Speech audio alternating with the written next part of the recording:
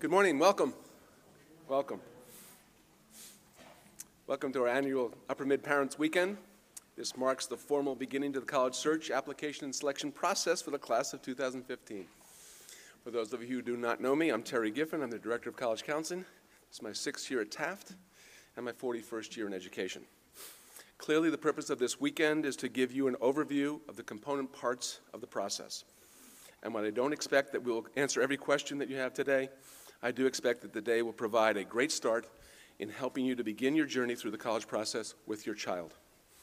This morning, you will hear directly from college admissions officers, recent Taft grads, current Taft seniors, and from your child's assigned college counselor. Our collective goal is to provide insights into the process that we hope will help to make the road ahead a bit less bumpy. Before I give a brief overview of the day's schedule that you have in your packets, I'd like to introduce the rest of the Taft College Counseling team. First, Catherine Ganung, Associate Director of College Counseling. This is Catherine's 7th year at Taft. Next, Jesse Ramos-Willie, Associate Director of College Counseling. This is Jesse's 4th year at Taft. Next, Allison Almazian, Associate Director of College Counseling. This is Allison's 1st year at Taft. The last member of our team, though I'm not sure she's in the room, is Cheryl Gatling, whom you met outside at the registration area. She's our administrative assistant and standardized testing coordinator. Special thanks go to Cheryl for all of her dedicated work behind the scenes to help make today possible and on her ongoing work in support of our students throughout the application process. You'll note that I've used the word team during those introductions. That's because we truly are a team. When added together, our office has more than 80 years of experience in college admissions, college financial aid, and college counseling. And while it's true that each student is assigned to a specific college counselor, we work collaboratively throughout the year by sharing our collective wisdom in support of one another and of your child. In a moment, I'll introduce our keynote speaker, Monica Inzer, who will help to frame today's agenda and provide some timely tips on the college admissions process for perspective. But first, I'd like to quickly go through the rest of today's schedule. Following Ms. Inzer's comments, we'll move directly to a panel discussion where she'll be joined by Mr. Sean Felton, Mr. Richard Bischoff. That discussion will be chaired and moderated by Allison. She'll begin by asking the dean some questions that we have prepared in advance, and she will also be sure to have time for your specific questions. After the dean's panel, we'll move right into a student panel, which will be moderated by Catherine. Following the panel, we'll take a brief break. After the break, we'll reconvene here at about 11 o'clock for a second dean's panel. That panel will be moderated by Jesse, and during the first part of the session, our guests will review actual Taft transcripts from the perspective of their own institution's selectivity level, giving us a somewhat behind-the-scenes look at the actual selection process. Copies of those transcripts and our school profile are provided for you in your folders, and we'll also be able to project them up on the screen. Speaking of the screen, you'll note this first page. This is directly from the Taft College Counseling website. Most people don't know we have a college counseling website, especially the seniors. You'll note there's some great links there, and there's really a lot of resources there for you that takes you through the process. The one specific piece I wanted to point out to you is the College Counseling Handbook, PDF, bottom left in the blue. A 60-page document, soup to nuts, starting with preparing for the college process, year-by-year suggestions, ideas, definitions of terms, all kinds of things about financial aid, athletic recruiting, all kinds of pieces there. A great resource, a PDF for you, if you have a chance to look at it. To get to the college counseling page, you go to the Taft homepage. Across the top banner, it says Parents. You click on Parents. There's a college counseling link. Hope you look at it. Okay. We'll end the day with some small group meetings. During these final sessions, you will have a chance to hear directly from your child's assigned college counselor. Each of us plans to discuss the road ahead, our various roles and responsibilities, and the shared commitment that we hope to forge in support of your sons and daughters. Locations of these meetings are listed in your schedule. I'll give you direction to those after. But for now, that's enough from me. Let's hear from our keynote speaker. Known across the country for her wit and wisdom, Monica Inzer is a graduate of Skidmore College and has served as the Vice President and Dean of Admissions and Financial Aid at Hamilton for over 10 years. I suspect that her face may be familiar to some of you, thanks to her 3 appearances on NBC's Today program, where her sage advice has helped to keep this emotionally charged process in proper perspective. Prior to her time at Hamilton, Monica spent 4 years at Babson College as the Dean of Admissions and Student Financial Aid Services, and 4 years at Worcester Polytechnic Institute as Director of Admissions. Please join me in welcoming Monica Inzer.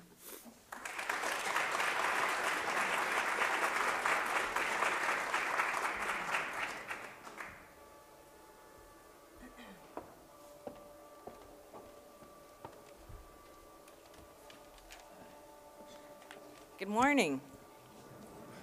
It's a pleasure to be here this morning.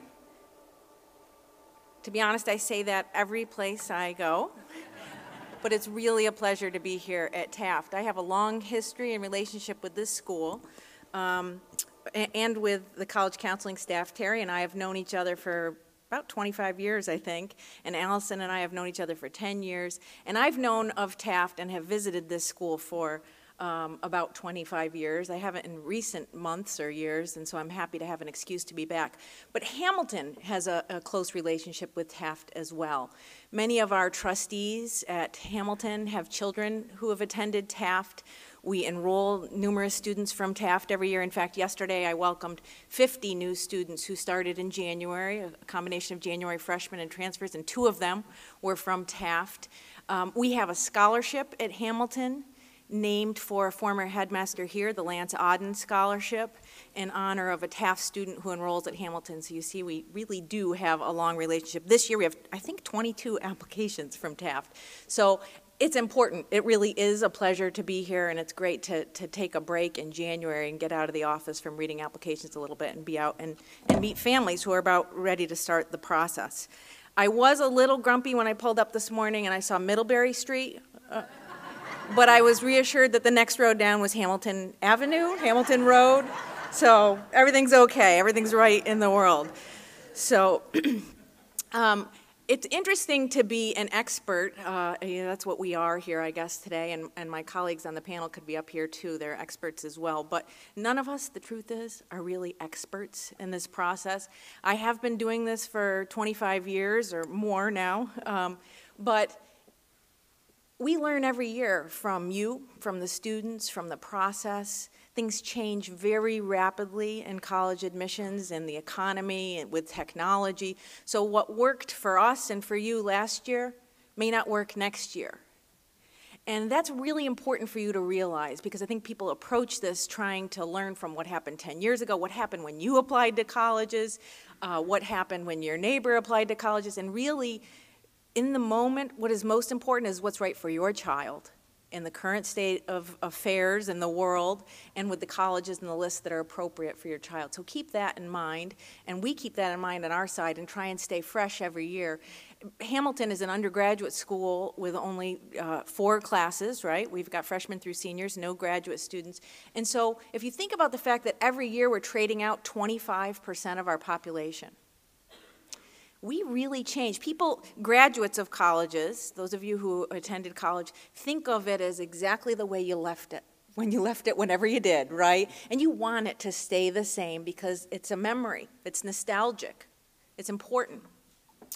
But these places do change. They evolve. They respond. And you want your college to, and you want the place your child goes to school to do the same thing. So keep that in mind. We're trading out our population. Every 4 years, we've got a whole new generation of students. So things evolve. And we try to stay current and fresh, as I said, and learn from the students and the applicants in each given year. Everyone expects us as deans of admission, who've been doing this for a long time, to have the answers, and everyone wants the answer. Terry mentioned I've been lucky enough, or I don't know if it's lucky at all, to be on the Today Show, to be honest. But people want the edge. They want the hook. They want to know what the secret sauce is. And there really isn't one, to be honest. And if you remember nothing else today, I hope you understand that. I think we're happy to be here today and impart whatever wisdom we have, give you perspective, talk about the process, answer questions, talk specifically about Taft. This is your chance to have some deans of admission be available to answer all of that stuff and provide perspective. But keep in mind that there isn't a secret sauce. There isn't an answer out there that is the secret formula. In rooms like this, we're happy to do this. Of course, we visit schools, we talk at schools, we talk on our campuses. Do you know the worst place to be to talk about the college admission process with someone? Does anybody want to guess? The worst place for someone who does what I do to talk to somebody. What was that? On the phone. No, it's on a plane. Okay? So this is a little secret. It's like the secret handshake of admission officers, that you never really tell anybody on a plane what you do. Because there is this insatiable curiosity to get everything you can if you've got a sitting dean. And if you're trapped on a plane, that's awful. So the conversation goes something like this. You're sitting by yourself and you're trying to just look out the window or read or do whatever you do. And the person next to you says, oh, so you're going to California. Do you live there? No, I'm just going out for a trip. Oh, for pleasure? No, for work. Oh, that's a nice work trip. Are you going to get to stay a few days? Actually, I'm leaving tomorrow.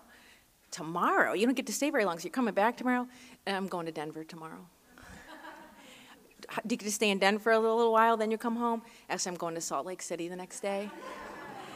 What do you do? I work for a college.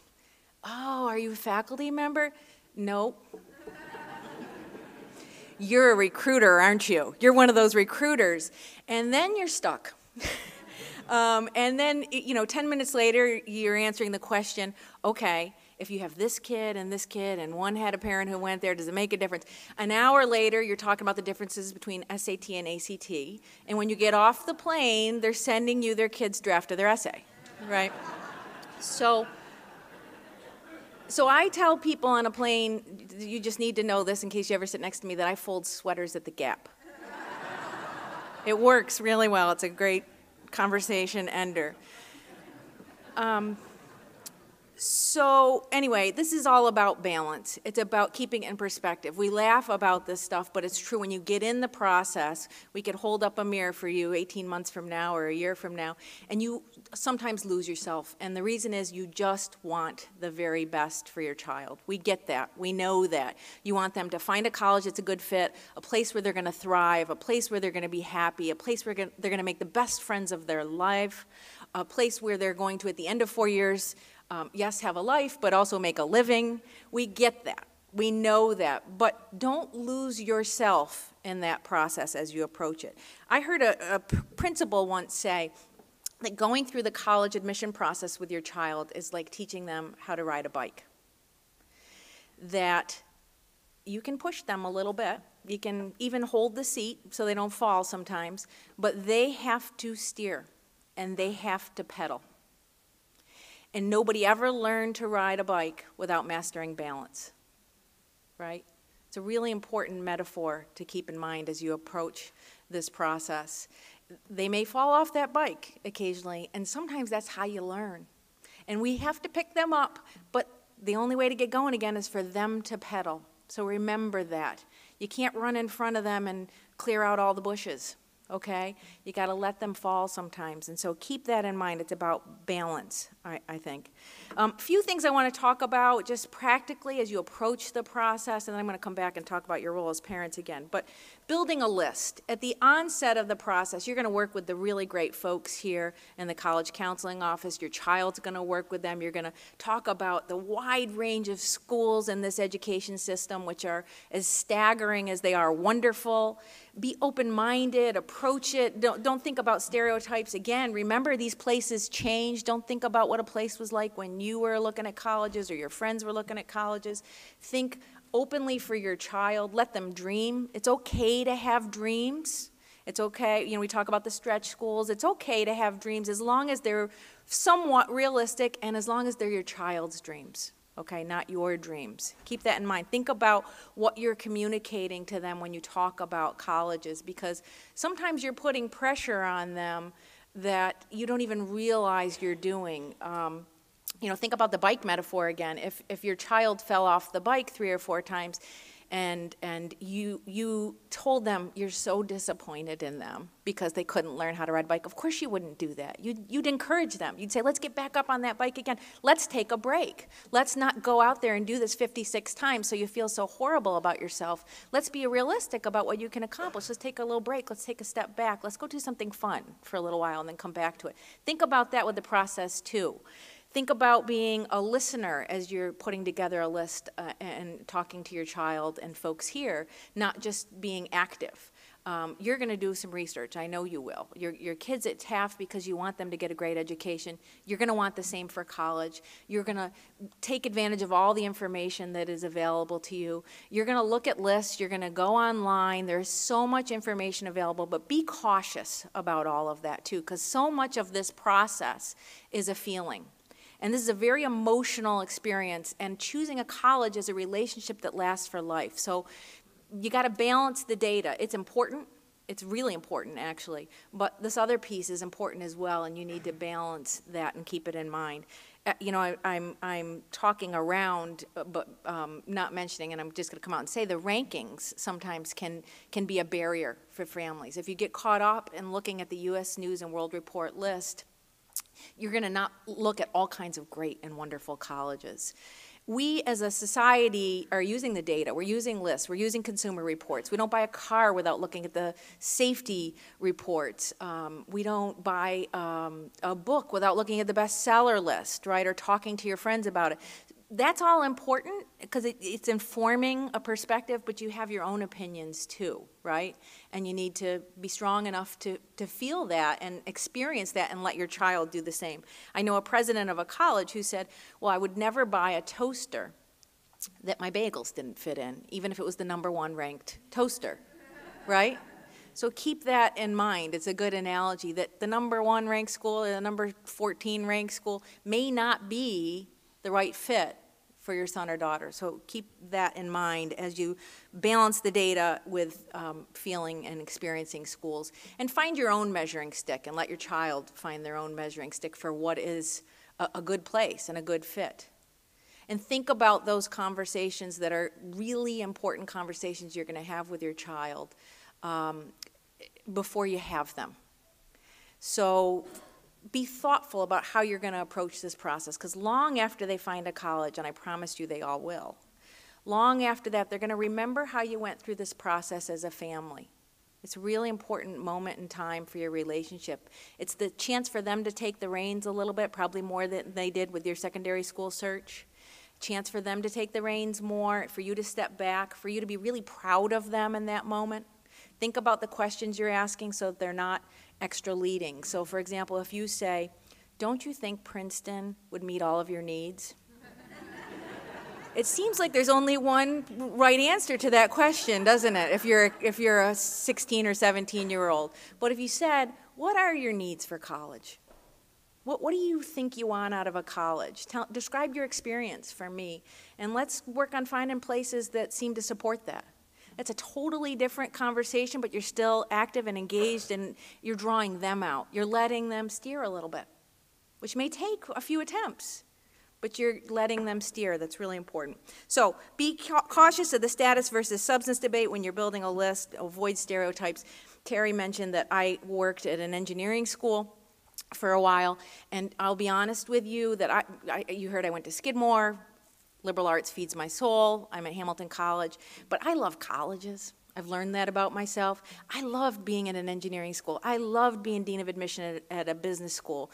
My favorite job is the job I'm in at the moment. Now, I really love Hamilton as much as I love my own college, but I felt that way when I was at Worcester Polytechnic Institute. And when I went there for my job interview, and I was an adult at this point, I didn't know that about myself. I went there thinking, well, they have an admission opening, and I'll apply, and it'll be a practice interview because I don't really belong at an engineering school. I kind of pictured people would have, tape on their glasses and pocket protectors. And I realized what a cool, funky place this was. That was really interesting. The students were interesting. There was this whole music and performance thing going on there, and they had an unbelievable curriculum. And I realized I needed to be more open-minded, right? So we all need that lesson sometimes, and we need to be careful about that. You're going to visit schools.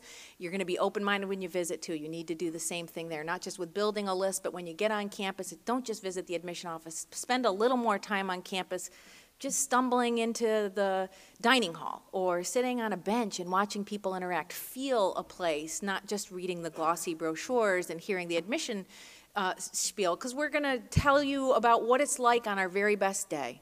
That's our job. But you want to know what it's like on a not-so-great day, when it's a little bit gray outside, when it's January and kids are getting ready for a second semester and how people are feeling. Because every day is not going to be perfect, so you need to know what it's going to be like on all days, right? Experience these schools fully as much as you can. And then you will build a list. We're going to talk more about this today. We're going to talk more about the application process, so I'm not going to get into the specifics. But you want it to be realistic at the end. You're casting a wide net at the beginning. You're going to focus on a smaller list of places your child's going to pursue. People like to talk about the backup college or the safety college. I think that we should refer to those as the less competitive college on the list. It doesn't mean it's a backup, because you change the way you think about a school when you call it a backup. But the less competitive school, or the least competitive on your list maybe, but it still may be a top choice. It doesn't mean it's the bottom, right? It doesn't mean it's your backup. Maybe a little less competitive than some other schools. And it actually really works well if you find that school first, that your child likes and feels good about.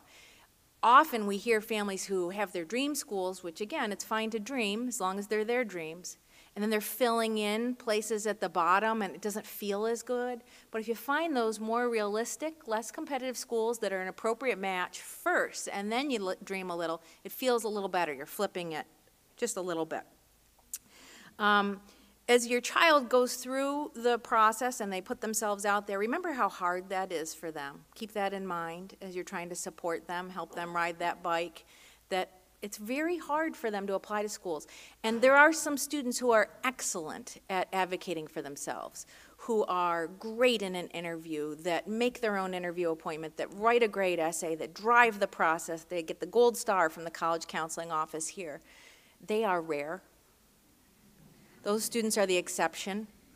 I'll tell you on the other side, and I know my colleagues would agree with this, they're a little clumsy sometimes about this process because they're kids.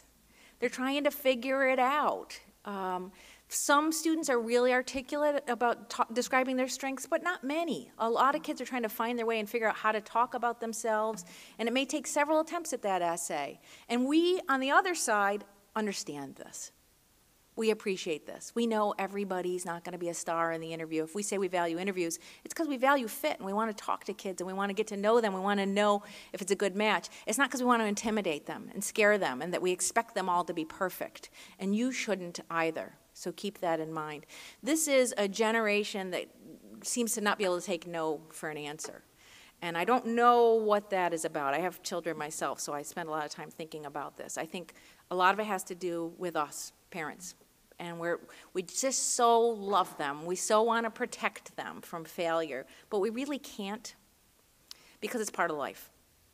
It's not bad to get rejected from a college. It doesn't feel good, but it's not the last rejection they're going to get in their life. And they're going to take their cues from you on how to handle that. So keep that in mind now. It's really important. These are life lessons we're teaching our children. And believe it or not, kids get over rejection far faster than their parents.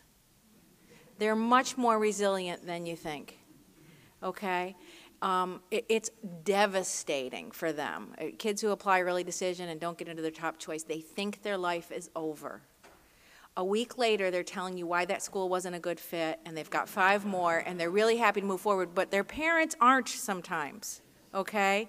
So let go with that. When they pick the pieces up and ride the bike again, be there. Cheer them on. Know that it's going to be okay.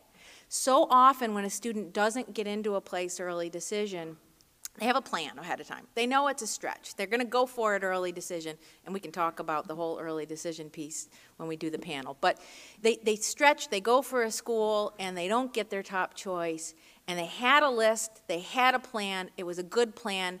It goes out the window because they've been rejected. They think, oh my God, I'm never going to get into a college. They start adding all kinds of colleges to their list. They start applying to places that they have no interest in going to because they are rejected, and they feel like they got to get in someplace. I got to apply someplace. Early action is going to take me right now. Remember, the plan is good. You've got great college counseling staff here. You have great resources. Stick with the plan. It's okay when that happens. You had a plan. Stick with the plan. You need to remember that too. You can't panic, because then your kids will panic.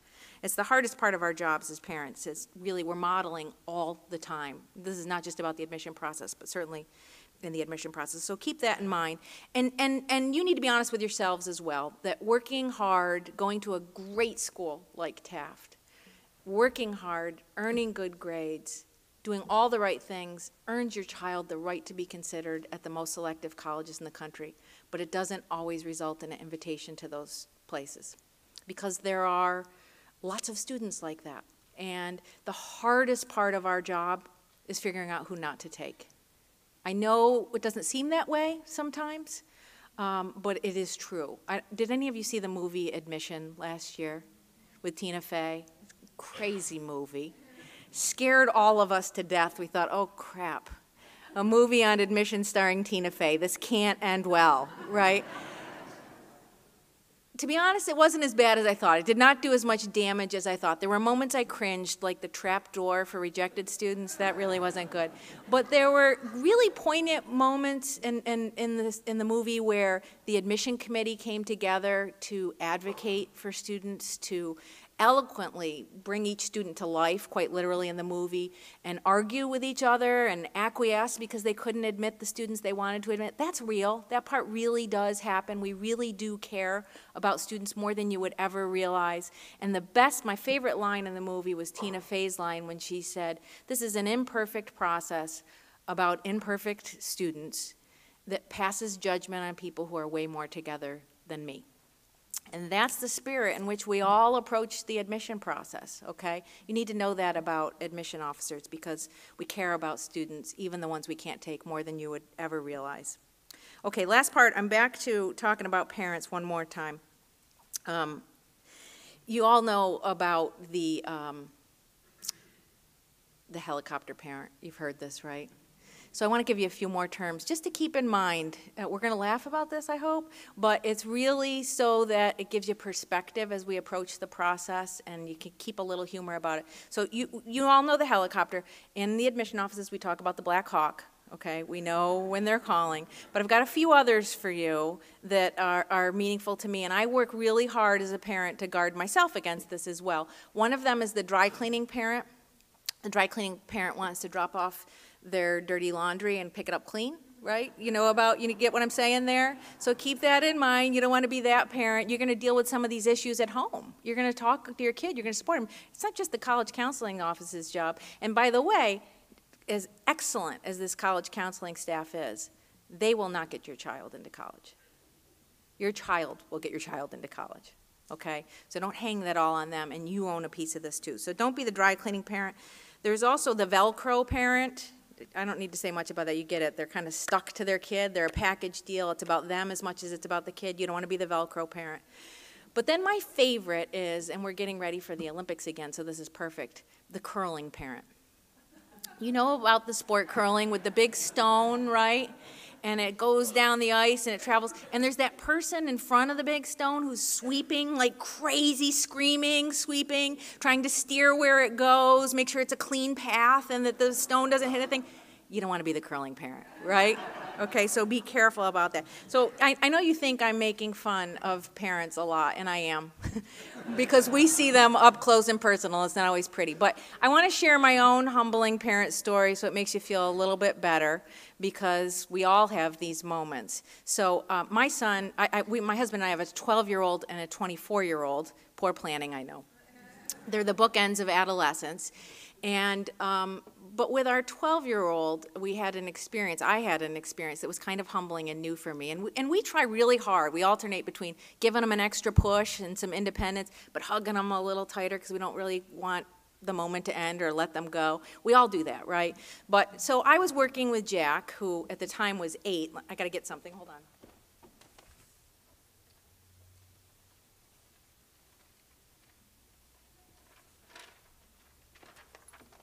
My prop so that you know this is real. Okay, Jack was 8 and he was trying to study his spelling. Every week he had to learn 10 words. And I helped him study over breakfast every morning before he got on the bus. We'd get those words down. We'd practice them like crazy. I'm not good at the bike metaphor. I'm still learning myself. So I'm like pushing him and making sure he knows every single word cold every week. And so one week he had a hard time with the word squirrel. I don't know why, he couldn't spell squirrel. So I said, just remember this, Jack. This is easy. You got it. 2 R's, 2 L's. 2 R's, 2 L's, right? So we had this down. Yeah, some of you are on to me, I see. Stay with me. So I said, you got this. How do you spell squirrel? 2 R's, 2 L's, Mom. I got it. He's all going off to the bus. Well, we had given Jack an email account so he could keep in touch with his grandparents. He had never really used it much. But I get back to my desk in the middle of the afternoon, and I have an email from Jack. The first email I ever got from my son. You see, I carry it around with me and print it out. The subject line is, how many L's are there in squirrel? This is a true story. I'm going to read the email. Dear Mom, you said that there were 2 L's in squirrel on my spelling sheets this week. I think you are wrong, but I still love you. So that is my conclusion, is the point that in this process we are going to make mistakes as parents because that's what we do. But as long as we're communicating regularly and at the end they still love us, that's what matters. So keep that in mind, keep the important stuff in mind, and I'm going to turn it back over to the staff. Thanks very much.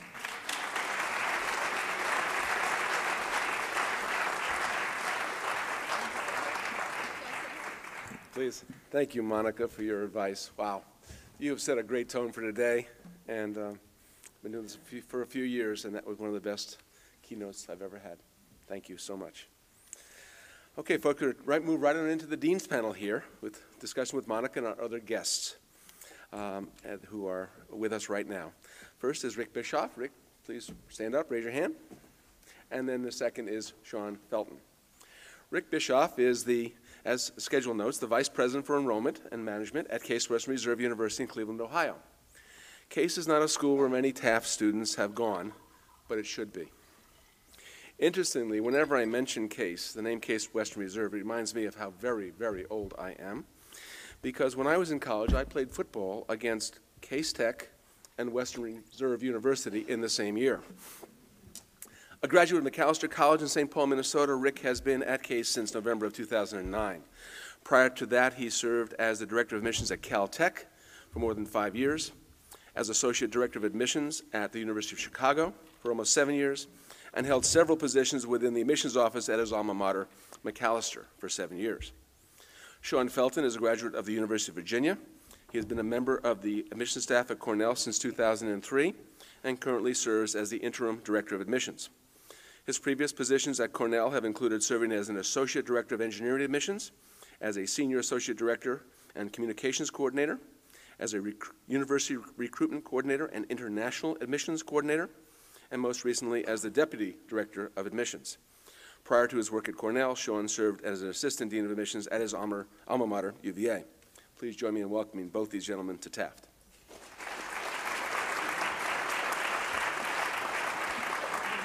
Moderating the panel will be Allison Almazian.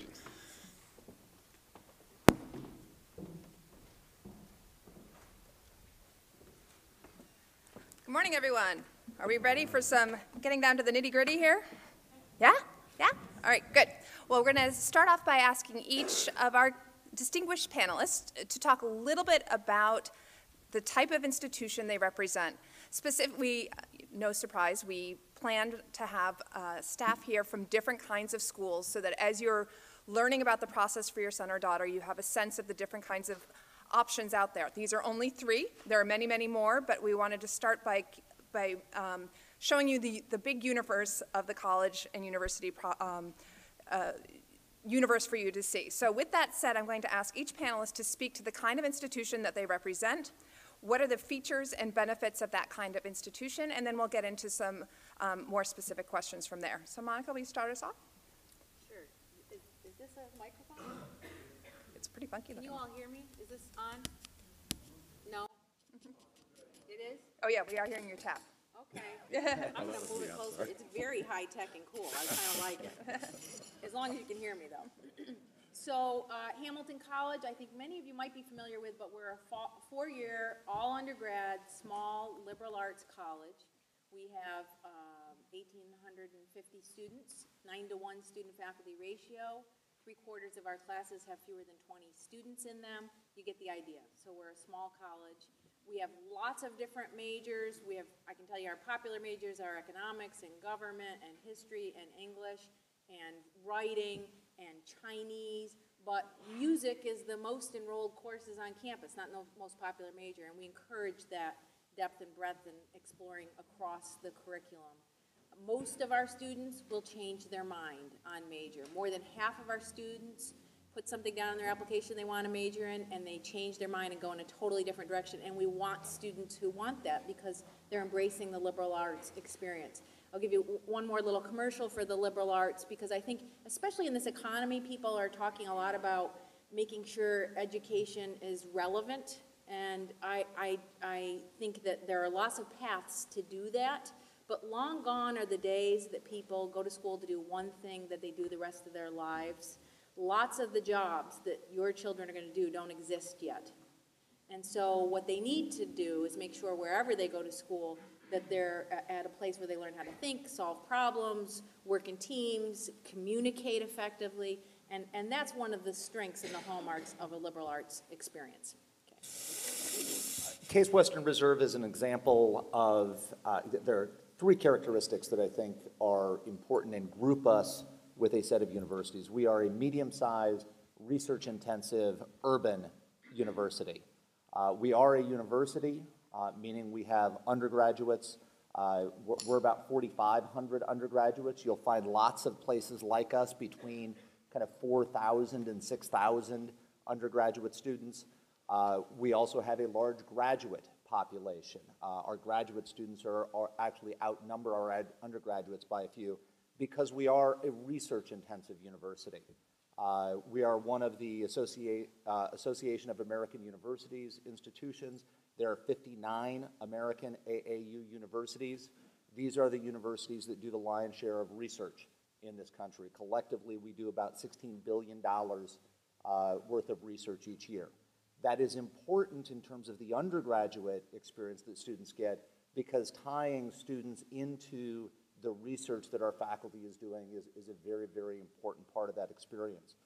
It's easy to think about what that research experience might be like in the sciences or in engineering, but this is also true when you look at a student's experience in the humanities, the social sciences, even when you look at our nursing school, our nursing students, and at schools like us, nursing students would be engaged in research that our faculty are doing. And so that's a very, very important part of that experience.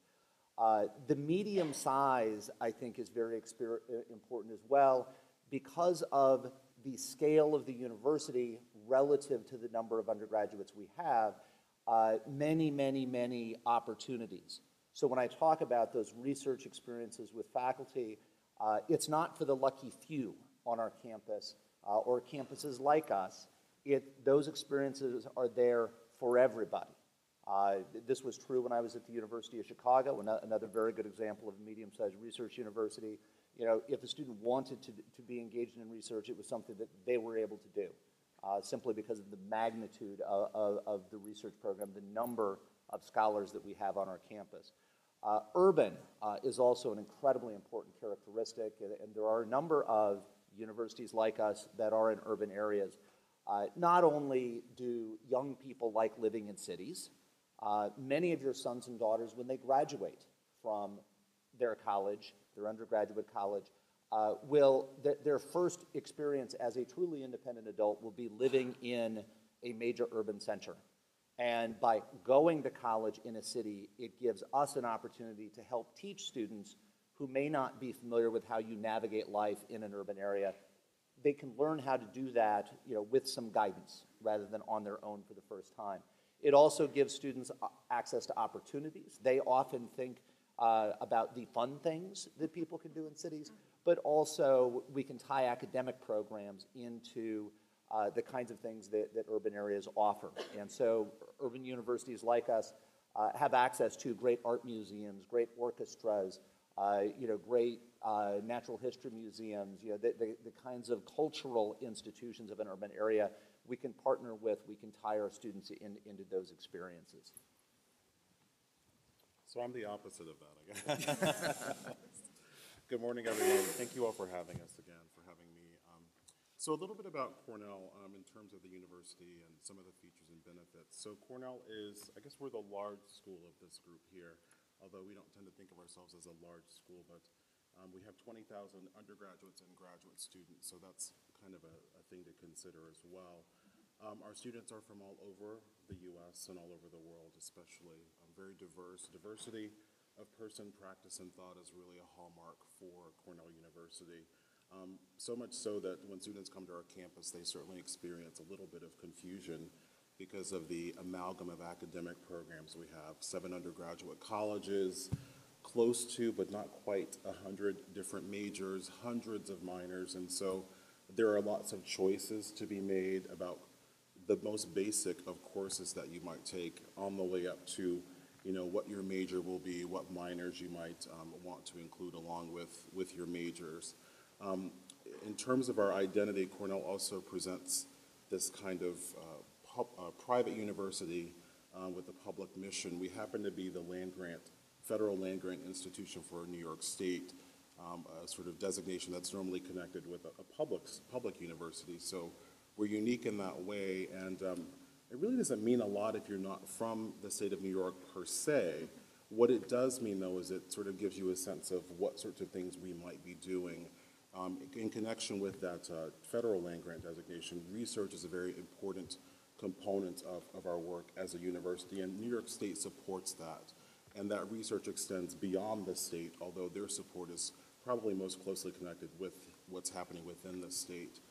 That's also an important piece. Community service as well, a big part of that designation as a federal land-grant institution. As a private university, we're funded, and there are lots of resources for students to really sort of seek out and find. I think of Cornell as a place where you have everything in front of you. You really have to go and seek out things that you need. Because of our size, that sort of is the reality on the good days and the bad days, as you were saying, at our institutions. Lots of things are there. Sometimes you have to take the first step and find that sort of self-reliance and initiative. Some other features of Cornell, the diversity of students on our campus, extraordinarily important. Cornell's history, I think, is one that is about diversity and any person, any study, the student choice, being able to sort of choose what you'll study, being able to have people around you who sort of are different from you. That's really, really the focus, and I think a benefit and a feature of the experience at Cornell. Okay, thank you. Now we're going to go to the speed round. I'm going to give each, throw out a question to one panelist, and they will answer the question. If the other 2 panelists feel that they must add a piece to it, they're welcome to do so. Is that everyone good on the rules? Do we get points for our answers? I have candy bars back at the office, so we'll see how it goes. Even better. Okay, so Monica, you're up first. Okay. What makes an effective campus visit? Okay, the campus visit, I mentioned it a little bit. I think you want to approach it open-minded. You want to visit the admission office. You want to take advantage of everything that they offer that's available to you, but you want to go off the admission path too if you can. I think you want to research ahead of time a little bit about the college you're visiting and what it is they offer, but also what they value in the admission process. So, for example, if it's a place that says we really strongly recommend interviews, then you want to try and have an interview. Now, that doesn't mean that as a junior, your child might be prepared to interview. You might have to plan and do that later, or if in fact they are and you're visiting the fall of senior year, it's a good time to schedule that. Because places that tell you they value that. It is a way of demonstrating interest. There are a whole bunch of schools who aren't going to demonstrate interest, and this may be one that people want to jump in on. Hamilton is one of those that cares very much about fit. I told you a little bit about size, the community, that really matters. Everybody lives on campus. We want to admit students who not only want us, but who are going to thrive in our community. If people can't get to campus for interviews, we have alumni interviews, we do Skype interviews, we have an opportunity for students to upload interviews. And it's a way for our applicants, when we have more than 5,000 applicants for 470 spots, it's a way for them to demonstrate to us that they're very genuinely interested in Hamilton. It matters, and we're upfront about it. That does not mean we don't admit people who don't have interviews. There are a number of our applicants who are competitive that we want a shot at who don't have interest. And so I like to say demonstrated interest matters, but not as much as demonstrated disinterest, okay? When students have never been on our campus, have never corresponded with us, we went to visit their high school and they didn't show up, they didn't have an interview even though we gave them all these opportunities, that tells us something when we get to the application stage. So think about that as part of your visit. If you go to a campus and they're closed, fill out a card so they know you were there. Find a way to let them know. But, you know, back to the good visit, I think it's talking to students, interviewing, paying attention, going to an info session, learning as much as you can, and then having a little bit of time to experience the place as well. Any rebuttals? Are we good? Okay. Rick, could you provide some advice on the college essay, general wisdom and do's and don'ts? General wisdom. Students should write about things they know and things they care about. I think that's most important. If they do that in their essay, they're going to find the essay is much, much easier to write. Essays, I think, in general, are best when they are about a point in time. They tell a story. It's not the, students will have study abroad experiences or, overseas volunteers experiences. And, you can do that essay one of two ways. You can write the very general, very broad, this is what I did, isn't it wonderful? Or you can talk about kind of that moment in time, tell the story that illustrates very clearly what you got out of that experience. That latter essay is typically going to be more powerful. For parents, kind of the most important do for parents, I think, is stay away from the essay. Helicopter parent, whatever kind of parent you are, there is this overwhelming temptation to want to help your son or daughter with that essay because you want to make sure that it is really, really, really good. And 40 and 50-year-old adults write differently than 17 and 18-year-old high school students, I promise you. And I know this because every January I get phone calls from parents. Their sons and daughters haven't shared their essays until after they click submit. And then they say, fine, now you can read it. And then parents are horrified by what they see. And they're afraid, oh my word, my daughter's not going to college. And I get those phone calls and I always ask the parent, were you surprised when you read the essay? And I have never had a parent tell me they were surprised. The answer is always, well, no, but. And to get to what Monica was saying, we like what we do. We like working with young people in this process. And we know that your sons and daughters are sometimes a little quirky, a little offbeat, and you're afraid that we're not going to appreciate them. Those characteristics. It's why we do what we do. It's why we love working on college campuses. We like the texture that brings to our campus. So, for parents, I would say what's most important is trust the process that Taft has to work with students to help them develop great essays. Believe in that process and trust that they're going to produce work that is going to help show who they are in the admissions process. Also recognize that we don't agree on our admission stat. It's why one of the most important things that I do is make sure that we build an admission staff that has a diversity of perspectives and experiences. Because that means, I will read an essay, I'll read an essay and think, wow, this is one of the best 10 essays I've read all year. My colleague who might come at it with a different set of experiences will go, really? It's fine. But we want that, and that's why many of us make sure applications get read multiple times so that we get those diversity of experiences. Any additions on that piece? Are you ready, Sean? I'm ready. I got a good one for you. All right. Oh, no. Speak to the importance of the activities list. Speaking to both school year and summer activities. What are colleges looking for? Wow. So there's not one single thing that I think any one of us is looking for, first off. So there is no right answer. Just remember that there is no activity that's a silver bullet that will get you in. In fact, there's nothing in the application by itself that will make that determination. But activities are important because our campuses are busy. We're looking for students who are going to come to our campuses and take advantage of what's already happening there, bring new energy, who want to do something, continue doing something that they're already doing. And so I feel like we kind of make judgments around the type of person, the kind of person, initiative, leadership, how thoughtful a person might be. We're looking for students of all sorts to come on our campus and really be a part of the fabric. So we're creating community. We're selecting students around that particular issue, and so the activities list, I think, really comes down to that. What exactly a student does should be up to that student. Activities during the year that are available, after school, during the school year, can be tough sometimes, but those are important. And then certainly the summer activities as well can be important. How do you use your time, basically, is the bottom line, the question. And not every student we don't expect every student to make the same choices. Students shouldn't be making choices about how they use their time because of us. I mean, they are more together than we are, by and large. We want to see them, as real people, as authentic. You should do what you love, and the rest usually follows. You should be doing something outside of class, by the way. Doesn't mean that, zero is fine, but we know that, you can't have every person who's a part of an organization be a president. So organizations and engagement and involvement and what that looks like in leadership, we take all of that into consideration.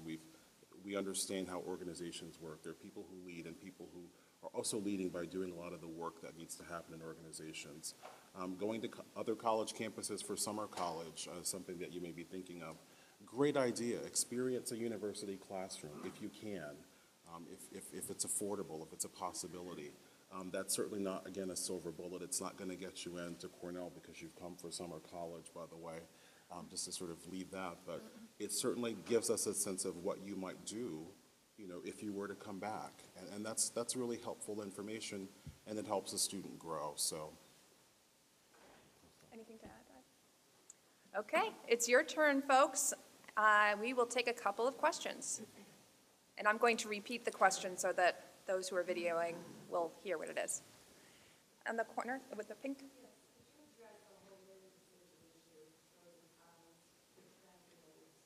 The question is about early decision, speaking to the trends, the pros and cons. Does somebody want to take the first crack? Monica? I can start. Do you guys have early decision? We don't. We do. Okay. So I'll start, and Sean can jump in too. At Hamilton, we have early decision. At I think almost every place I've worked, we've had early decision. And so I think that early decision can be a great thing.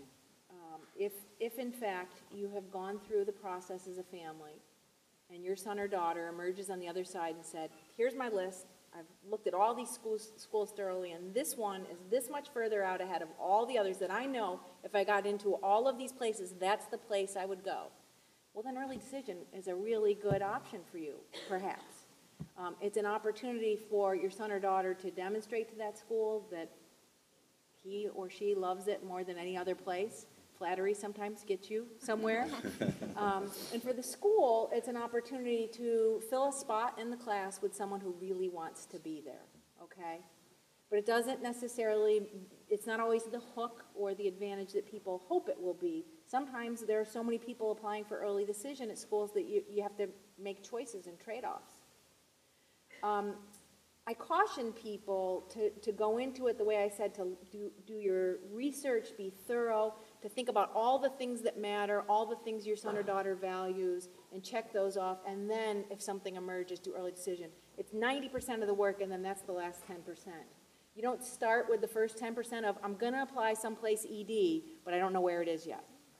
We hear that all the time. It sounds silly, but we hear it because people get caught up in this, worried that they're going to get out-parented, or worried that they're going to, all the spots in all the colleges in the country are going to be gone if they don't apply early decision. It doesn't really happen. It is true, I'll be upfront with you, that we fill 40 to 45% of the spots in our class with students who apply early decision. But it's only 15% of the offers of admission that we give out. Because at regular decision, we're offering admission to many more people than we have spots, because they're not all going to choose us. So keep that balance and perspective in mind. Don't choose a college until it chooses you. Don't put all your eggs in one basket. And it takes a lot of courage in a community like this to not apply early decision, because there's pressure on the kids to do that. And so if you feel like your son or daughter is not ready and needs to continue to search and kind of grow up a little or become more of themselves or figure out what is the right place, Don't feel that pressure, and it's okay. And you know what? Maybe there's a place they're not going to get in because they didn't apply ED. So what? There's so many great colleges out there. So don't put unnecessary pressure on early decision. That's my advice anyhow. Sean, did you want to add anything? Or? That was great, actually. Okay. I think we have time for one or two questions. There's, early action? Let me put in a plug for early action. Okay. We're one of a number of institutions that offers a non-binding early program. You apply November 1st. We let you know by the middle of December. If you get a positive decision from us, you put that in your back pocket. You can go through the rest of the college search knowing the worst possible case is I get to go to Case Western Reserve. And that lessens some stress as you move through the spring, knowing that you have alternatives. And that is a way, particularly for the very organized student who can get all of that work done by November 1st, to have that early offer without having to make that commitment. Because we do find, most students aren't ready to make that commitment. Okay. Gentleman with the black and white sweater.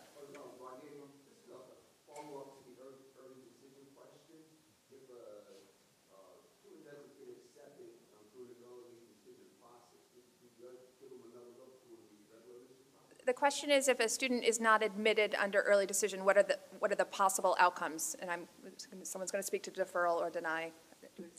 Yeah, so it could depend on the school, I guess, on what the options are. But at Cornell, yes, if you're not admitted early decision, you could be deferred to regular. And I was going to add this earlier, but you did such a good job, I didn't want to interrupt. She always does. So I'm like, I could listen to her all the time. So yeah, deferral is certainly an option. And in some cases, we decide not to defer early decision students. We decide that the process will end at that point. That we'll notify them in December.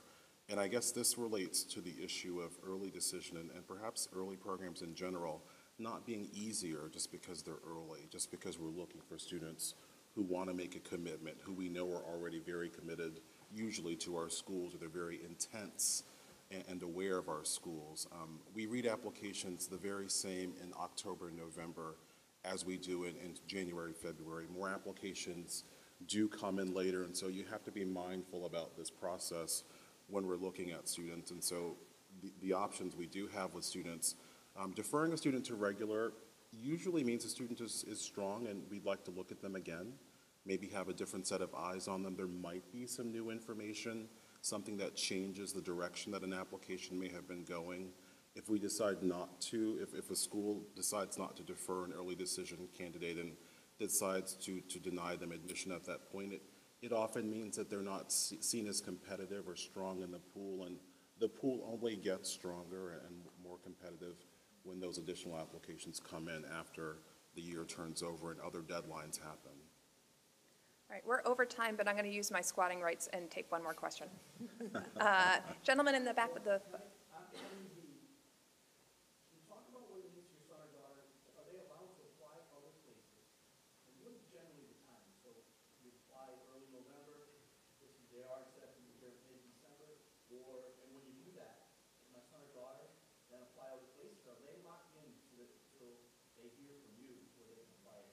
The question is, are we talking about ED? Or not early action, we're talking about ED. So we're talking about binding ED and how that impacts students' other applications. Okay, remember I said it takes a lot of courage in this community to not apply early decision? All of your questions have been around early decision. Let's keep that in mind. But that's okay, that's where your mind is right now. It's way too early to be talking about early decision, but you want to know, and we're here to answer. So early decision is binding at most places. At all places, early decision is binding. And that means that if you get in, you will withdraw all their applications. It does not mean you can't apply to other schools while you're waiting for an answer. If you are deferred, as Sean spoke about, you, of course, are going to be pursuing other colleges. That is prudent because you may well not get in at regular decision. And if you are denied at early decision, as awful as that may feel, because as Sean said, sometimes we just get more selective later and more strong applications are coming in. There are thousands more later in the process.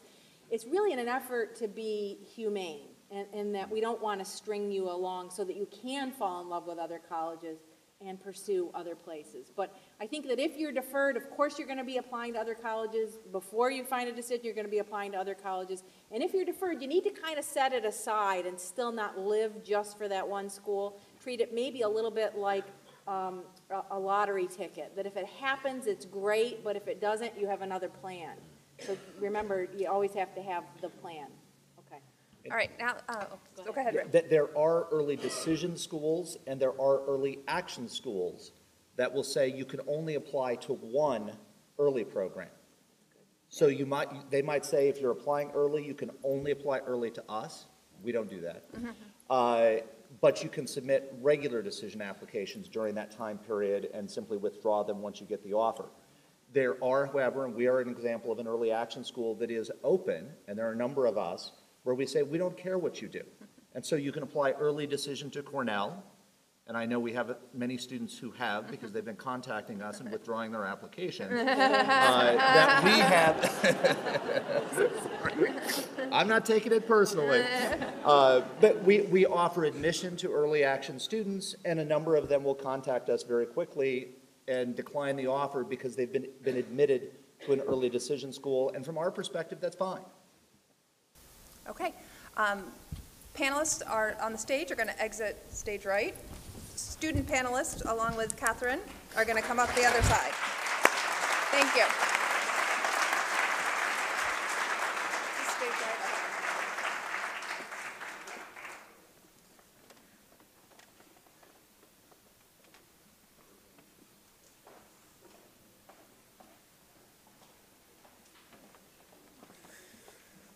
I know you've been studying a long time.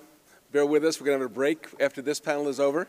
Catherine Ganong, one of our associate directors, is going to chair this. We have 2 former Taft students, 2 Taft alums, and 2 current seniors who are in the thick of the process. And they're going to introduce themselves, I'm sure, and tell you their stories. Hi. Thanks for listening. And this is always a great part of the program because the students have the skinny on everything. And these are 4 kids who have had 4 very different searches. They have lots of insight for you, lots of advice and ideas. First, we have Liz Villette, who graduated last year. This is her 2nd year on the panel, by the way. And she goes to RPI, engineering student. Jake Lord is in the process right now. He's going to talk a little bit about that. Jared Thompson, also in the process right now. And on the end is Tommy Rowe, who graduated 2 years ago and is now at St. Andrews University in Scotland. So each of the kids will go through, kind of talk a little bit about their process, give any advice or information they want to, and then we'll open it up for questions. Hi, my name is Liz Villette. As Ms. Ganong said, I graduated last year, and during my college process, I knew I was interested in engineering, like right away. Like my dad's an engineer, my mom was a scientist, and I was always good in science and math, so that's what I wanted to pursue. So when I started looking at colleges, I knew I definitely didn't want a liberal arts school. I'm like, no way, I'm not doing history, I'm not doing English anymore. I was like so sick of it from Taft. So I looked at solely engineering schools and also some bigger schools. So my bigger schools were Cornell and UMass Amherst. I applied early decision to Cornell, early action to MIT. I didn't get into either of them. Cornell was my number 1. I'm like, it's okay, like my other schools on my list are fantastic schools. So I just kept rolling with it, just taking the hits and going. And like my parents just let me do what I wanted to. They're like, okay, this is your decision. Like we support you. So then in the spring, I found out I got into Worcester Polytech, Rensselaer Polytech, and UMass Amherst. Well, I got more money from UMass Amherst. I didn't take the offer. I took Rensselaer's instead because we appealed for more money. So once your kids get in, if you don't get the financial aid you want, you can definitely do that. Like that was one thing that saved me. And I was really interested in RPI because they had more specific engineering programs. Like I'm a materials science engineer right now. Which is, they don't have that at bigger colleges, so if you're interested in specific programs, smaller colleges often have that. I'm also right now involved in Greek life on campus, I'm involved in Society of Women Engineers, and I'm also in a resident student life program. So I'm involved at our school, and I feel that Taft gave me the edge up in the college process. That's great. Thanks, Liz. My name is Jake Lord. I'm a four-year senior here at Taft. I'm from Rumson, New Jersey, and as Ms. Gano said, I'm still going through the college process. My college process started last spring, where I kind of decided that I wanted to go to liberal arts school because I wasn't really sure what I wanted to study, whether it was economics, business, or engineering. So from there, I said, I kind of want a school with squash, and I want a smaller school. So what I did was I narrowed down a list and then drove to the schools during spring break. And during that process, I kind of got a feel for the campus, and then over summer break, went to the colleges to interview and tour. And then after that, over the summer, I did all my applications, mostly just the Common App, and I wish I actually did my the supplementals over the summer too, because that would have really helped. But in the fall, I applied ED1 to Hamilton. It was very close between Hamilton and Trinity, but I decided Hamilton because the coach kind of led me to believe that he would give me support, but it turns out he didn't. And so after that, I was like, all right, got to get back up, and I applied ED2 to Trinity, and I've applied to many other schools, regular decision, and I'm still waiting to find out mid-February about Trinity, so I'm pretty excited about that. Thanks so much, Jake. Hi, my name is Jared Thompson. I'm a four-year senior, and like Ms. Gunning said, I'm sort of in the thick of the college process right now.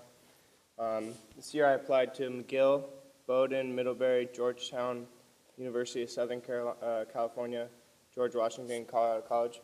So I sort of got the range of all the schools. I'm very interested in studying bioengineering and environmental science.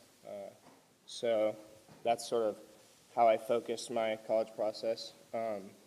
And I guess sort of the three things that were important for me in the college process was finding the one that was best for me, and that was the best fit. And I think that's like sort of the key and one of the most fundamental things for your son and daughter is just knowing what he wants. And through the internet, I guess you can do all the online tours and find what you want to do. Taking the initiative, this is especially important in the summer. Writing your essays, setting up interviews, doing tours, and especially with your essays, proofreading and outlining. And then the other part I would just say to the parents is to use my roommate as an example. He was very on the ball coming back from summer, but his parents were sort of giving him a hard time, and they added to a lot of the stress that he had already accumulated throughout the fall. And so what I would say to the parents is you just got to find that balance between sort of trying to get your son to take the initiative and pushing him forward and helping him sort of manage his stress and all the other things that come with the process. Awesome, Jared. Thanks so very much. I'm Tommy Rowe. I'm from New York City, and I go to the University of St. Andrews in Scotland. I graduated from Taft 2 years ago. Now, my process was a little bit longer ago than Liz was, and obviously I'm not in the thick of it anymore, but I do remember a few things about it, and it was a very stress-free thing for me. I had Mrs. Ganong as my college counselor, and she's very good, so parents, be happy if you have her. And my list was very eclectic. I had huge schools like UVA and then very small schools like Bates or Williams. And it was kind of all over the place. I didn't really know what I wanted to study or what kind of size I wanted, but very, very early on in the process, I really liked UVA when I saw it. I didn't apply early action, which they have, because I thought maybe applying later I'd have a better set of grades. And so I went through the whole process, and then in November or December, Mrs. Ganung told me, well, why don't you look at St. Andrews? And I said, well, what is that? I've never heard of that. And she gave me the skinny, and I found out all this stuff about it, and they have rolling admission, so that means you can apply whenever you want, and they'll get back to you in, I think, 3 or 4 weeks. So by January, I applied in December, got in January, and every rejection or wait list or acceptance that I got by March or April wasn't really a stressful thing because I was already in somewhere, and that, I mean, that was a huge, huge thing for me. And yeah, I just went to St. Andrews. After I visited over a weekend, I left on a Saturday afternoon from Taft and got back on Monday morning, had 24 hours in Scotland, and it was done. There you go. Can you talk just for 2 seconds about what it's like to study overseas? Can I talk for a little bit longer? Yes. 3 seconds. Well, studying overseas, it's very different. St. Andrews in particular is different in that your first 2 years, your grades don't actually count towards your overall transcript. The first 2 years you have to pass, and then the next 2 years decides what kind of degree you get. They have certain levels of degrees, like a first is if you get in, like, I guess, A's. We have on a 20-point scale. I won't bore you with that. But studying abroad is very different. It's tough to stay in touch with family sometimes because of the time difference. But a lot of my friends travel a lot because once you're in Europe, it's very easy. They actually have an airline called EasyJet. You pay like the equivalent of $100 and you can go to Paris to, well, I've only been to Paris so far. But,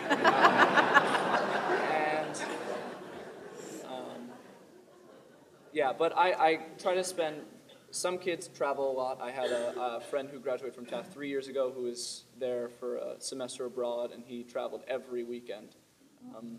But I don't really feel the need to travel, but some people do that. I have enough stuff to do when I'm there. Great, wonderful. Before we open it up for questions, Jared gave you a little bit of advice for parents, advice for kids, and I just wanted to see if any of you had any advice that you wanted to impart before we open it up to questions. I would just say that, let your kid kind of go through the process. And I felt that my parents kind of weighed in maybe just a little bit too much. So I feel like the parents put a lot of pressure on the kids. My parents put a lot of pressure on me, and I guess they kind of got it towards the end that, maybe we shouldn't put as much pressure on them. And I started to do better, and I really appreciate that. And that's the only advice that I would give.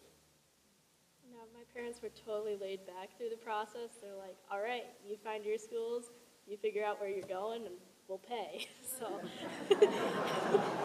that's pretty much how it went. And I really liked that because they let me take the initiative in where we were visiting over breaks, where I was applying, where I was doing interviews with. So that really helped me because it didn't put as much pressure on me, and it really allowed me to explore what I was interested in.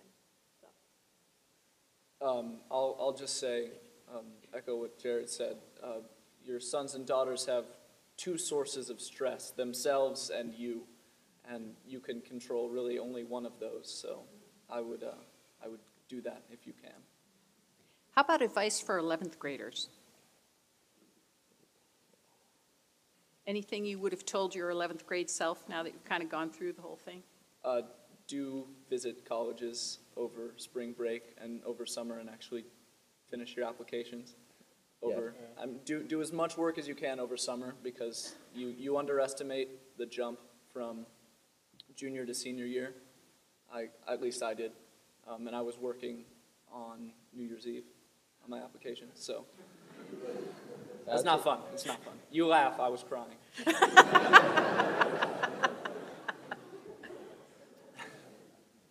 I'd say senior fall is a real grind. Definitely try to get all your apps done because it makes the whole process very stress-free with all your applications. Makes it a lot easier. Even though they said applying early decision or early action isn't necessarily the best thing, I applied early action to every school but RPI where I go because RPI was lowest on my list for the longest time. It's really weird. Then it changed and moved to the top. But applying early action really gives you some ease way. You forget about everything. It's oh, I'm into one school, right? I have a backup, and it just keeps going on. And once you find out where you want to go, it's really stress free. So. Can I just give one other piece of advice that I just thought of? A lot of people worry about finding the school. It's like finding the one significant other or something like that. But except this one's more important, obviously. And I think what's important to realize is that it's not really the place that makes it a place that you want to go back to after a break. It's the people. And if you look in the right places, you'll always find the right people. So getting bogged down if you don't get into your dream school, or they don't get into your dream school, just realize it will always be a good place if you look for the right people. The people make the place, and that's really important for me, because I didn't get into where I wanted to go, which was UVA, but St. Andrews has been incredible because I've found good people, and that's all you really need. You guys ready for questions? Yeah. Good. Any questions for this talented crew? Aha, yeah, right ahead. So, can you guys talk about competition? Meaning you're competing with other classmates in class for getting that school. Can you guys talk about your experience on how to compete with your own friends, roommates? So I need to reiterate the question just for the videotaping. So what you're asking is, are you asking whether kids are concerned that there are too many kids applying to the same college, or just competition within the classroom? Okay, so the question is, how do you deal with competition between one another in the classroom here at Taft? I think honestly, we don't really think too much of that, because I think it's more of a community, and I mean, they're your friends, no matter if they get into the school and you don't, they're still your friends no matter what. And at least through my process, I didn't feel that. And so hopefully I don't feel it coming up. I think something that they tell you in the college office really early is to try and disjoint yourself from your peers. You want to make your application as strong as possible, but you also don't really want to, judge yourself based on other people. And also, so something they tell us is to not really talk about the college process all the time with your friends, because that puts added pressure on you, and obviously there's varying degrees of sort of the application. And I guess one thing that I would say to that in your essay is they're looking for you in the essay. They're not looking for an incredibly astounding piece. I mean, they are looking for that, but they're looking for something that speaks to you and is truthful and from the heart.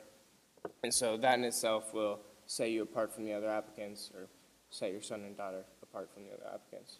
So I guess I would just say, when they're writing their essay, give it some time, let them think about it, and just sort of let it pour forth.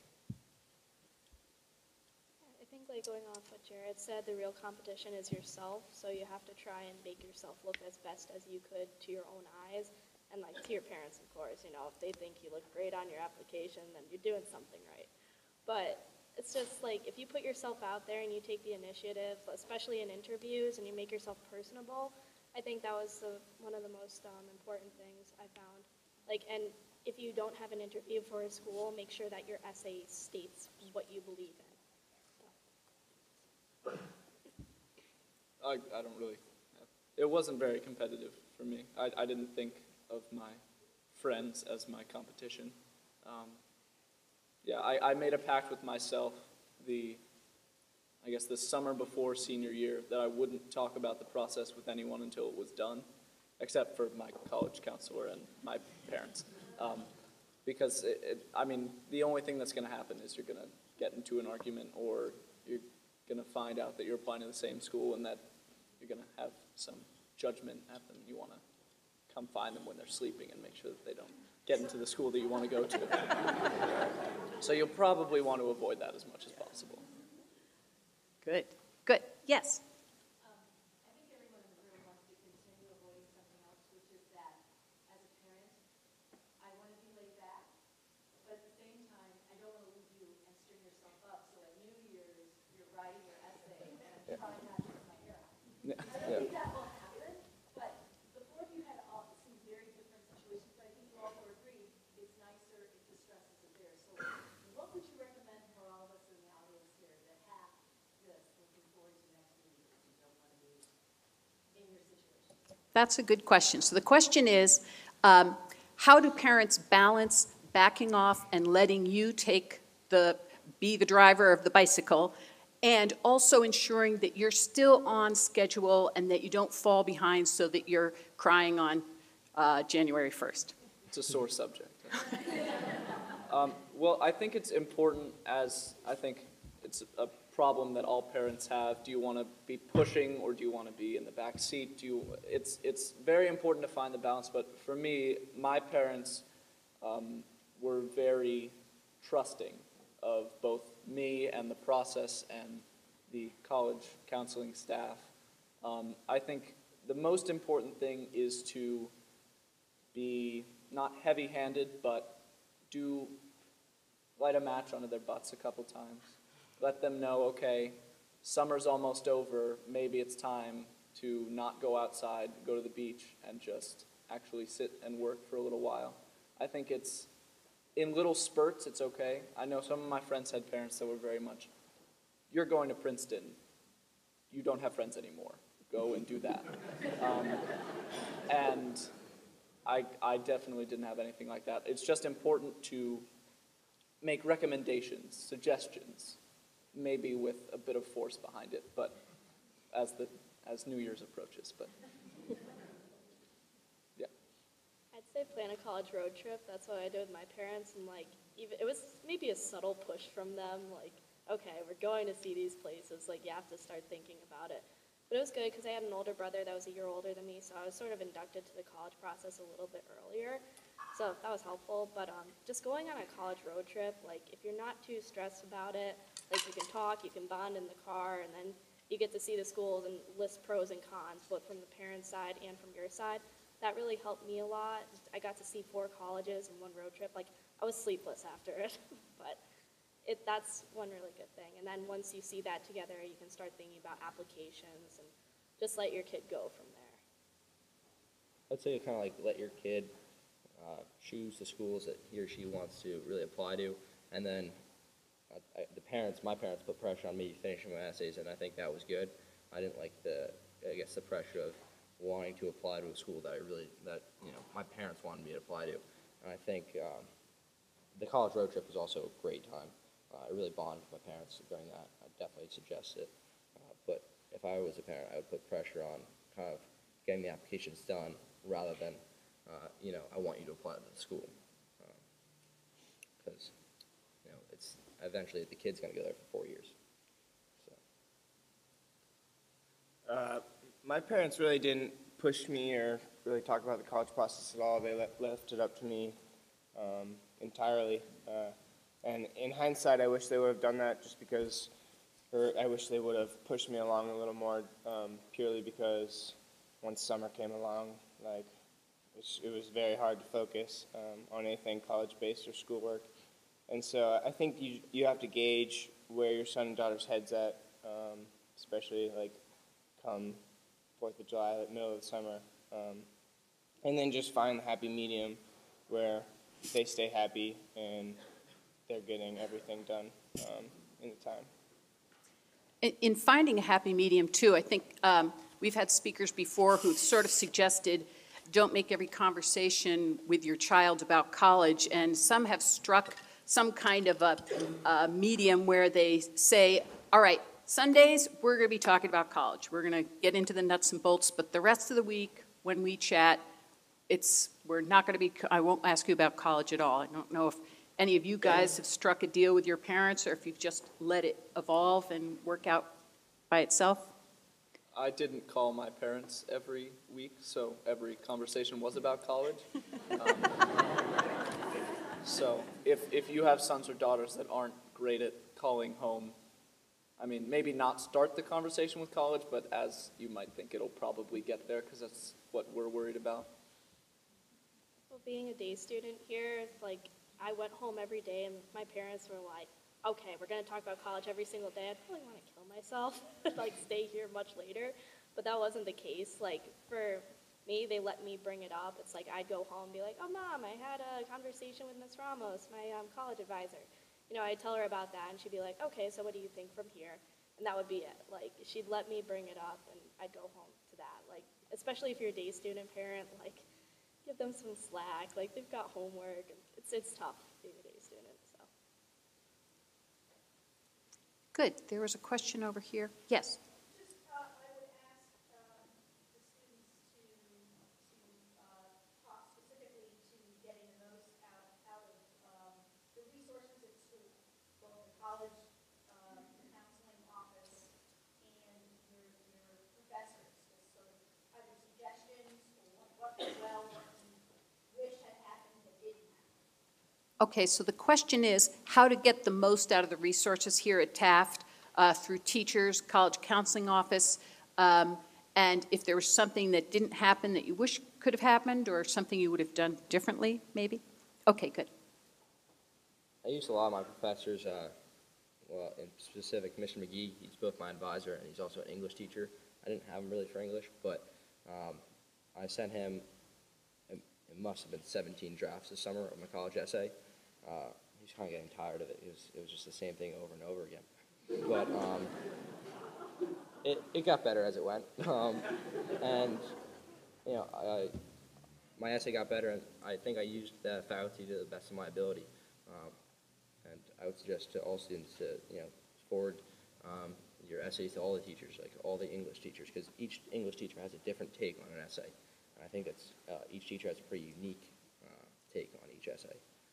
So find the one that you have the most in common with and go with that teacher. Like you said, like I used my advisor, who is an English teacher. Unfortunately, he's not here anymore, Mr. Torino. But I sent him rough drafts of my college essay over and over, and we'd go and have lunch and sit down and talk about it. And like, he really knew me because he was my advisor for 4 years. So if you have somebody that knows you, even if they're not an English professor, make sure that they look over your essay and make sure that it says that it's you. And I also talked with my college advisor a lot. I'd just go down and just sit with her and just talk about life. So that was really fun. We made sure we had a lot of opportunities to do that too.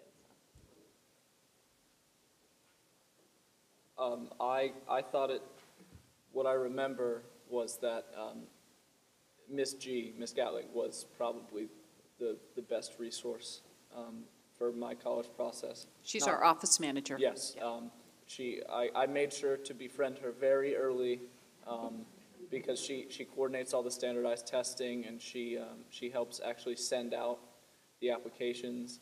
And she was just really helpful when Mrs. Ganung wasn't in her office. If I had just a little question about something, she could rattle off an answer pretty quickly.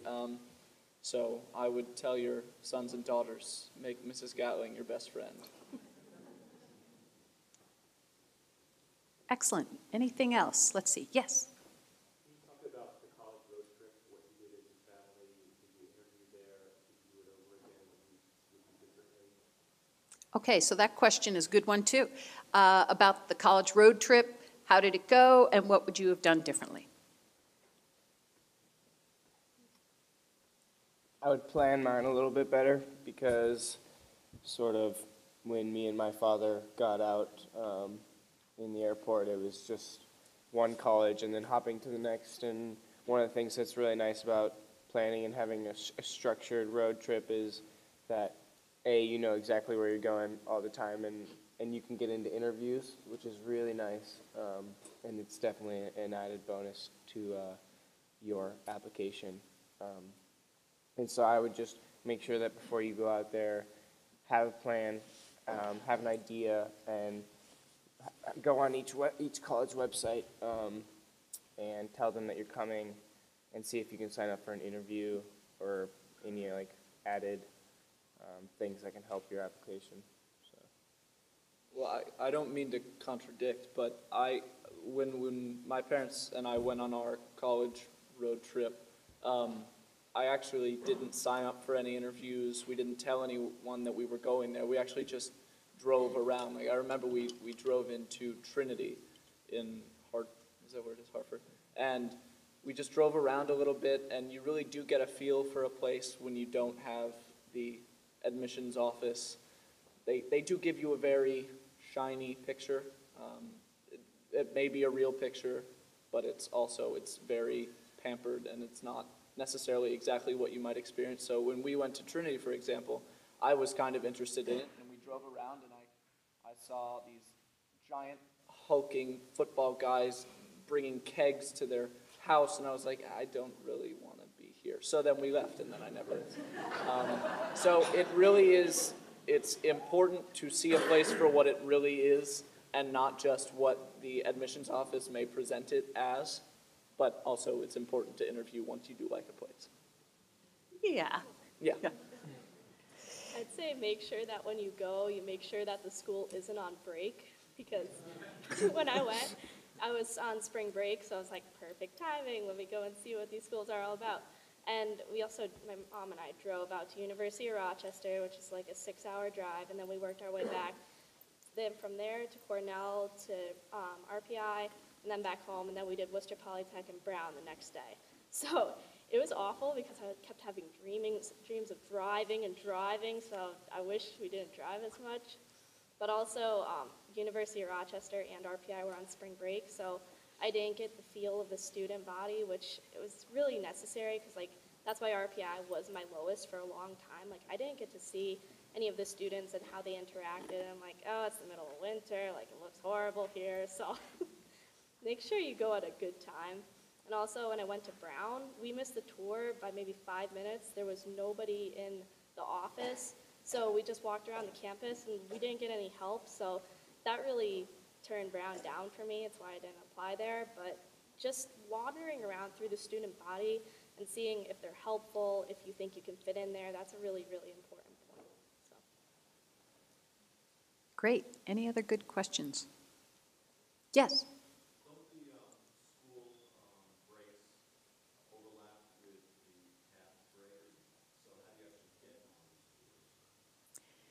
That's a good question. The question is, don't college breaks overlap with Taft breaks? Sometimes, but not always. So with a little bit of forethought, with a little bit of planning, you can find a time to visit. Sometimes visiting when there's no one there is better than not visiting at all. You can interview with admissions staff when they're there. So sorry to interject you guys, but I'll pass it over to you now. Seniors are also given, I think maybe some juniors and seniors. Juniors also and seniors, yeah. are given college visit days on Saturdays. 3. You have 3? 3, just any 3 college days that you want to take between your junior and senior year. And so I think I may have taken one, but I went out and went with my dad, and we went to go see a couple colleges that day, and it was just a drive-through. And so if you're worried about if the breaks overlap, then those days are great. That would be my suggestion.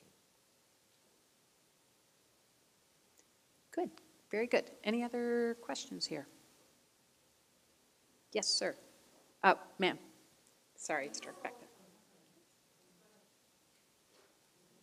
Oh, yeah.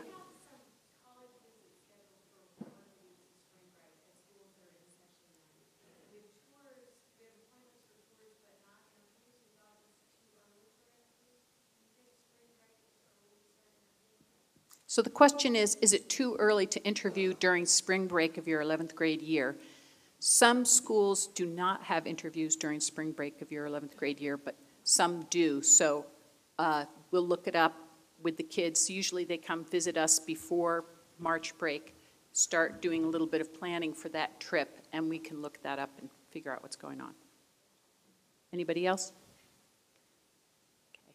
Any other good questions for the students and their experience in the process? Yes. Just following up on the previous question, can you do a tour without having to do the interview or go back and do the interview if you're really interested? So the question is, can you do a tour without an interview and then come back later and interview? What do you guys think? Yeah. I actually, where I go, the University of St. Andrews, I never actually interviewed. I toured and then liked it. So you can do visits without an interview. For all of you, have all of your schools needed interviews, or have some of your schools said we don't even interview? No, the only school that needed an interview for me was MIT, and I did that here in the college counseling office. A man came and interviewed a couple kids, but all the rest of my schools didn't need interviews, so you can go and you can tour and you can spend as much time and talk to students instead of sitting in an office and talking to somebody about getting into college. So. most schools, I think, don't require interviews, but it's a nice supplement to your application. And so just having that face-to-face conversation is a little bonus, but it's not required.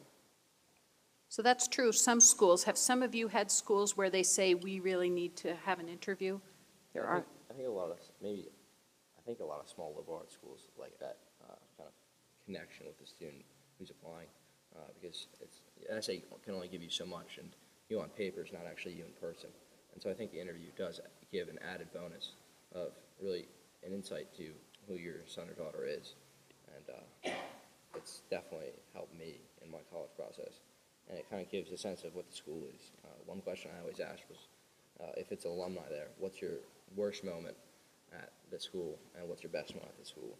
And it really gives you a sense of who the people are at the school, and how the faculty view the students as well. So I would definitely suggest an interview.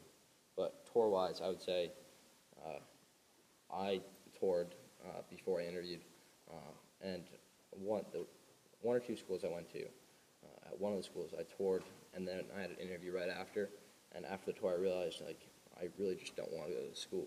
And so I wasn't really excited about the interview because, you know, it just wasn't really on my list at that point. So I definitely decided after that I would take a tour and then come back another day after thinking it through and do the interview. Did you go back? I did. Oh, good. Wonderful. So you can see from the array of answers that they've got here that every school has a slightly different policy on tours and interviews. So just make sure you and your kids are double checking the websites to see what all the schools expect. Yes?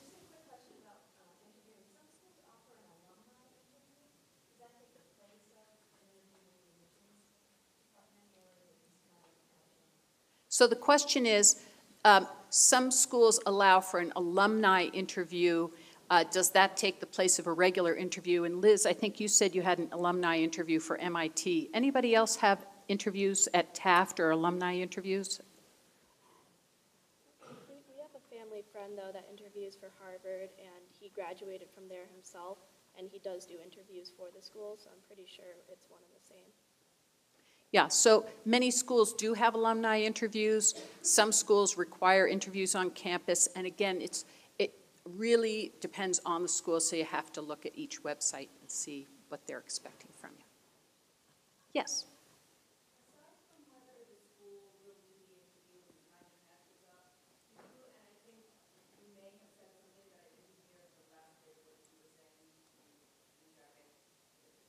Jake.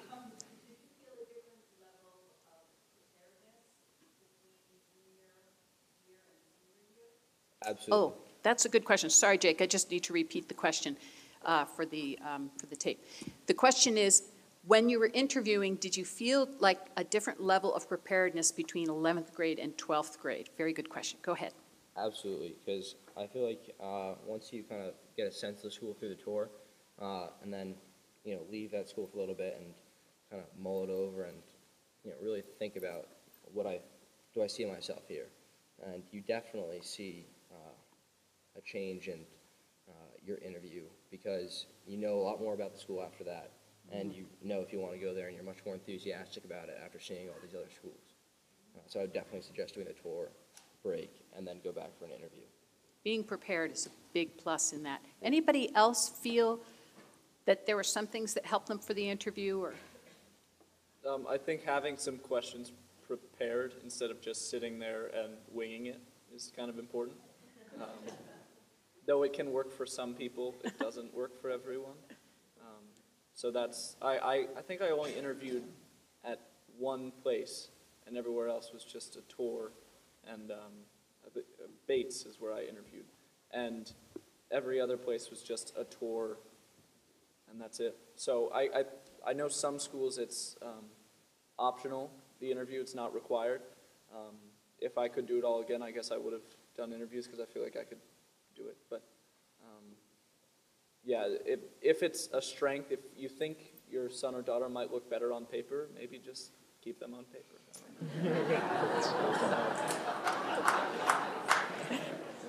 Thank you for the applause great. break. I think we have time for one more question. Anything else? Yes.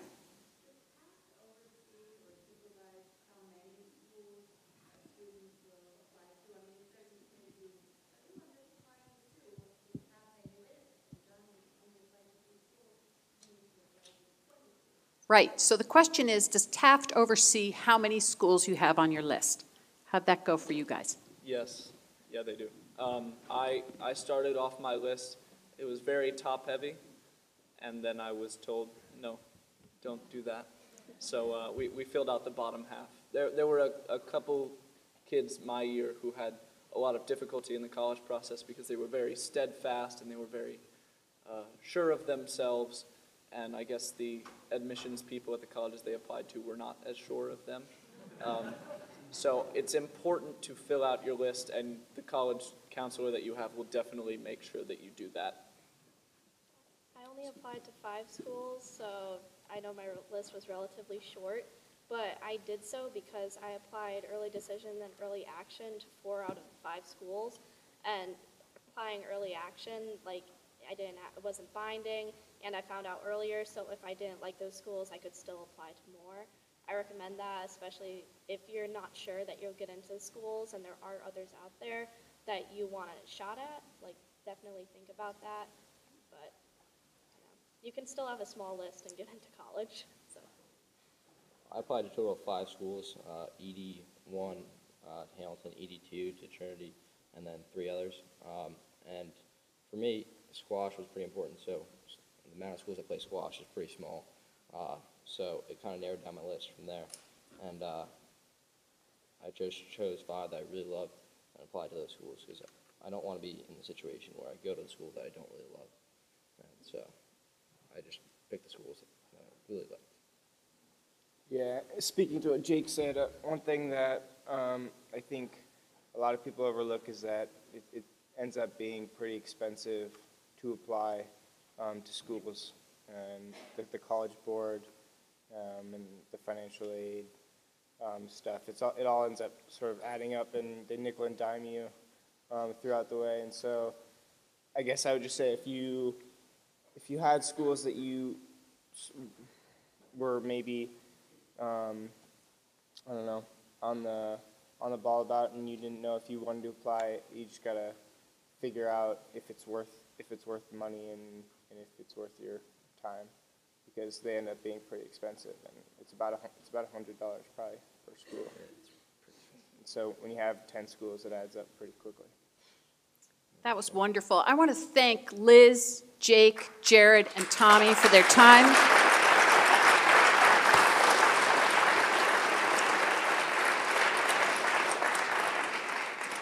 We'll be dealing with a lot more, dealing with these issues a lot more, both in our next session and in our counselor sessions at the end. Right now, we're taking a break in the faculty room. We're going to be coming back here at 11 o'clock to go through the file review. All right, everyone, welcome back. As a former admissions officer myself, I can appreciate the enormous effort that goes into reviewing applications and crafting a balanced class. Today, we have the benefit of the collective wisdom of our panelists, and we hope this will be helpful to you in understanding how the application process works. In this session, our panelists will discuss how students are evaluated at their schools, and we'll be using transcripts and activities from former Taft students. In your packets, you'll find a copy of these transcripts for you to look along as we talk. And afterward, we're going to open up the floor to any questions that you may have. So we want this session to be a little bit more free form. I'm not going to be throwing questions, no lightning round here. But before we get started, did anybody lose their phone? There's a text message in here from a Michael Nelson. Does anybody know Michael Nelson? That's one way of making sure that. That is your phone. Okay.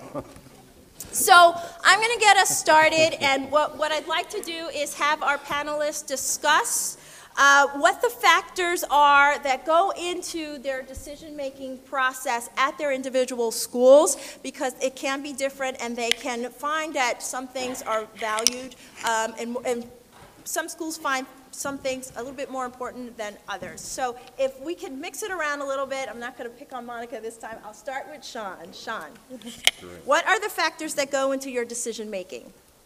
So at Cornell, we practice a holistic review, basically in all of our colleges. So there's 7 different admission committees, one for each of our undergraduate divisions or colleges and schools, and each college certainly is its own design, if you will. All of the things that we think about mattering, like the marks you're taking, the rigor of your course, all of that is of concern, but the holistic review really takes into account everything. Some things might be more important for particular programs at Cornell. Just as an example, the architecture program requires a portfolio. There's also an interview that's required in conjunction with the portfolio to talk about the portfolio. So that's, that's something that's a little, not unique, but something that is added into the mix that not every student might have to do, but highly selective. Do you want me to list the parts of the application really fast? If you can, because Sure, in their packet is a transcript, and you can go into detail on how you view the transcript. So the demographics for a student are really critical. Where is a student coming to us from? I don't know if anybody in this room is from South Dakota, but South Dakota is really important to Cornell right now. We need a student or two from there. But, that student, of course, has to meet the criteria we have set for studying at Cornell and be able to do the work. So it's not just about that you're from South Dakota. But grades are important, the marks you get, the rigorous schedule, which is, of course, a product of where you're going to school. So we do look at the school environment. We certainly expect students to deliver on what's available to them at that particular school. What your teachers say about you, what your guidance counselors say about you. Guidance counselors, school counselors provide context. They provide us a good sense of what the entire class looks like and what the student is doing with their opportunities at their particular school. So that's important for us. Test scores, standardized test scores. I remember one of the students saying that, the process feels like you're being nickeled and dimed because of all the tests. And it does sort of feel like that, I think, when you're taking tests. But tests are a part of the process. We do get some information about your propensity for success in particular types of programs or areas based upon SAT scores, ACT scores, et cetera. Involvement, which I talked about earlier, also is something that we look at. Leadership is important. Some schools offer fellowship, they offer funding, or at least opportunities, programming opportunities in connection with leadership. So those kinds of things can be important if they're attributes that the student brings to the table. And then as was mentioned earlier, the essays. The essays are important as well.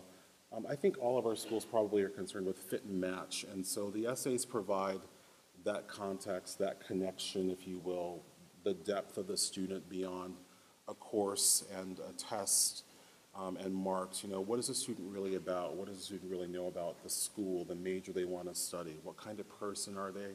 You get a lot of these details from the essays as well as from the recommendations and the voice of teachers in the application. So those are all the things that we consider. We probably have more in common amongst the 3 institutions than we have different. Let me just highlight a couple of things that might be different at Case Western Reserve that we look for. One of them is that we do look, even though we don't admit you to the School of Engineering or the College of Arts and Sciences, the nursing school or the business school, we admit you to the university, and you can choose whatever it is that you want to study from there. We are looking to see what are you interested in, and looking at what kinds of goals, ambitions a student has. Monica mentioned that they love the undecided student who wants to come and explore. We're a different kind of place. About 6% of our students in an entering class are undecided. And we know that in our community, you can be undecided but goal-oriented, and that's great. You're going to be a good fit for our community. If you're undecided and I might characterize it sometimes as directionless, or open to every opportunity and possibility, might be a nicer way of framing that. That is a student for whom we're a less comfortable community. And so, because all of their friends will seem like they know what they want to do. Even if they change their mind along the way, they go from knowing what they want to do, you know, I want to get a PhD in art history so that I can go be a curator at a museum, to, oh no, you know, I want to major in English and go work in communications for an arts organization. They might move from, you know, one focus to another focus, but it's a very goal-oriented community. And so as we're reading applications, what a student sends us, what they tell us about their interest, what their teachers and counselors are telling us, we're looking at that. The other thing that we are now doing very deliberately is looking at recommendations and looking for a couple of kind of broad areas, and we're evaluating them based on what we have in that application. One of them is this notion of studenthood. There are lots of ways to do your work and get a grade in a course. One of the things that we know about our community and our academic program is that students who are good at school, not just performing in school, but good at doing the reading, preparing for class, knowing how to study to prepare for exams, those students do better academically in our community. And so we're looking at the teacher recommendations to say, okay, what are they telling us about how this student does school? We're also looking at those recommendations at this very broad notion of citizenship. You know, as parents, that not all of your sons and daughters' friends are the same. Perhaps they had a friend upon the way, none of their friends now, especially none of their Taft friends. But you know that they've had friends. My 11-year-old has friends where I'm like, you know, it's okay if he doesn't spend a lot of time with that friend. And there are other friends that are just great kids. You know, my 11-year-old has friends where I'm like, yeah, you can spend all the time you want with that kid because they're reinforcing kind of behavior in you and the way you treat other people that we value as parents. Because we're building a residential community, that's one of the things that we are looking at and asking our admissions counselors to evaluate based on what we have. I'm just going to jump in and say that every place I've worked, and I've worked at a wide range of schools as we've established, we ask 3 questions when we review an application. One, and this is the most important one, and I think this is true everywhere, can this student do the work at my school? And you're going to rely on the transcript, the testing if you require it, the context matters, the curriculum, the depth of the curriculum. We're going to get into all of that, I think, in a few minutes. But can the student do the work? Varying degrees of selectivity at various places with different size applicant pools, you may or may not have a lot of people who meet that criteria, right? So if at Hamilton, I would say of our applicant pool of 5,000, probably 3,000 or 3,500 satisfy number 1, could do the work and be successful at Hamilton. But we're a highly selective place because then we got to compare all of those really strong students to one another. But let's go back to number 1. It doesn't matter, I'm going to tell you what number 2 and number 3 are in a minute, but it doesn't matter what the answers are to number 2 and number 3 if you can't do the work. So it doesn't matter how well you can kick a football or play soccer or whatever it is, or play the viola if we need that, or even if you're from South Dakota, which matters to all of us, I think. What about Wyoming? Yeah, Montana, I need Montana too. I'll trade you Montana for a Wyoming. See? But if you can't be successful, it doesn't really matter where you're from, okay? So number 1, we all want to make sure we're admitting kids who can be successful. Then number 2 is, what do you have to offer to this community? That's where, you know, being from Wyoming may matter, or being able to contribute in meaningful ways. And so putting together all those pieces of the application that supplement the academic component, the things that Sean spoke so eloquently about with your activities earlier, that matters to us. Doesn't mean you have to have a long list, it just means you have something to contribute, because in a world where all of your applicants, or a large majority of your applicants, get good grades and have good test scores, being interesting or having something to contribute to the community can make a difference. It can be a thumb on the scale. We still have too many of those at highly selective places, and so the third question is fit. The students who are going to benefit most from the community thrive, and Rick was talking about some of this with their curriculum, with people at Hamilton. I mentioned we're liberal arts, but we're unique liberal arts in that we have an open curriculum.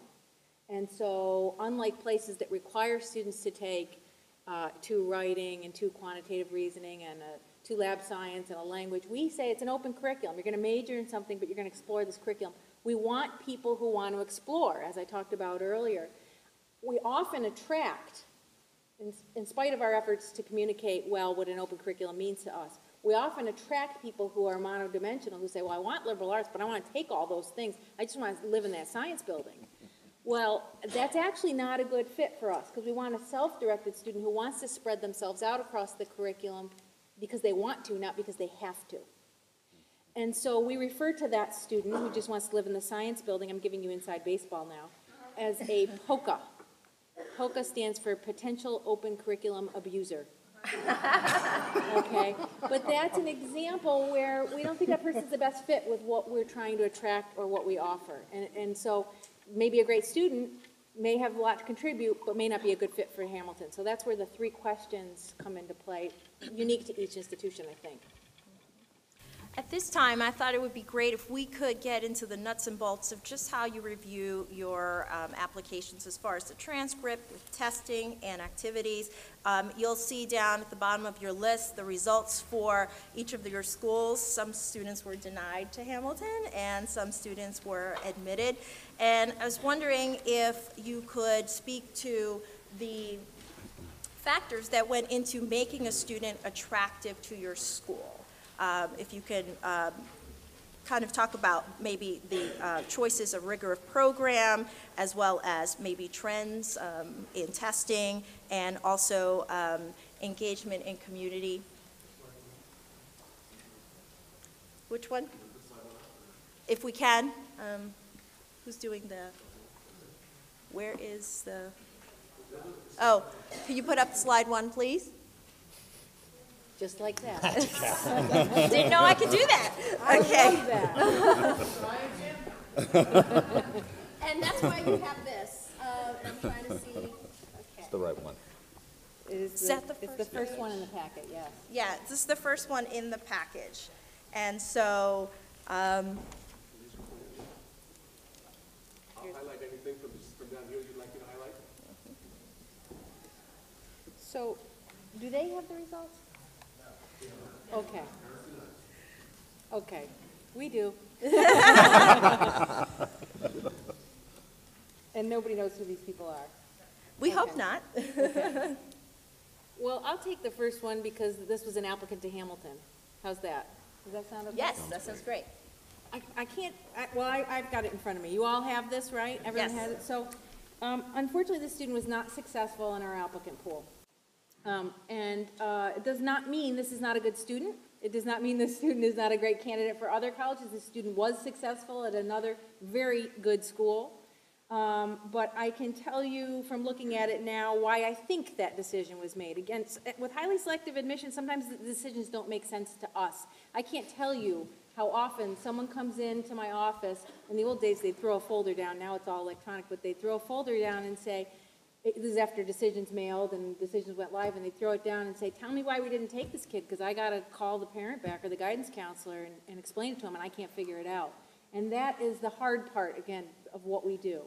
In this situation, though, I can point to why the student didn't get in or wasn't successful at Hamilton, and you probably can too. Let's start with the good news first. I think there's a nice upward trend here. This student has, over time, challenged him or herself more. Grades have gotten increasingly stronger. Obviously, something's going on fall versus spring. I see that this kid doesn't do as well in the fall or spring. It makes me wonder if there's a sport going on. I don't have all of that information here. Actually, we do. It's varsity football. Okay, we know what's going on in the fall. That's ironic, though, because often we see students who do better while they're in season because they have limited free time and they're very focused and they know they can't goof off. So, but in this student's case, fall is not his, I'm assuming now, because it's football, best time. But I like the upward trend. I like that he is challenging himself as time goes on by adding 1 AP in the junior year, 2 APs in the senior year, some honors classes here. So students doing all the right things, but not enough to be successful at Hamilton. Those junior year Cs, the 70s, probably held us up a little bit in committee, and while he has a really strong senior year, keep in mind that those semester 2 grades were not known to us when we were reviewing the application. That's the strongest he's ever done. It's probably after he got into college, he felt really good and relaxed a little bit and did really well.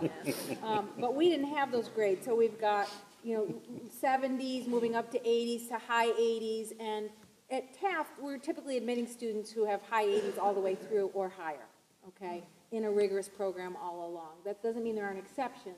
The testing is a little low for us. We don't get too hung up on testing. Our range of SATs, verbal and math, or reading and math combined, for admits is 1320 to 1500. That's our middle 50%. This kid has 1210. It doesn't mean there aren't students with 1210 combined that get in, but it's the bottom 25% of our testing range. And so the student who has lowest testing, who's outside our middle 50%, better be a great student, right? And so we look at testing after we look at the transcript, but it is a factor we consider. We do require testing. We are SAT optional, but not test optional. 65% of our students still use the SAT to fulfill our requirement. 25% use the ACT, and the rest use a combination of tests. So that's a little window into why the student might not have made the cut at Hamilton, but he was admitted at another NESCAC school. I can say it. I feel a little funny, but Terry's telling me to do it, so I'm going to do it. He was admitted at Trinity. This is ironic because the gentleman sitting on the panel today was looking at Hamilton and Trinity. It's not him. This is a senior. There are spring grades here. So, but the student was admitted at Trinity, as I said before, an excellent place and a good choice. And they valued him. Maybe football interest had something to do with this. Maybe he was coming on. Maybe they were looking for candidates like this at the time. A lot of it has to do with the pool. We're looking at each student individually, but we're also comparing them to the rest of our pool at any given time, whether it's early decision or regular, and how many applicants we have. So context matters a lot.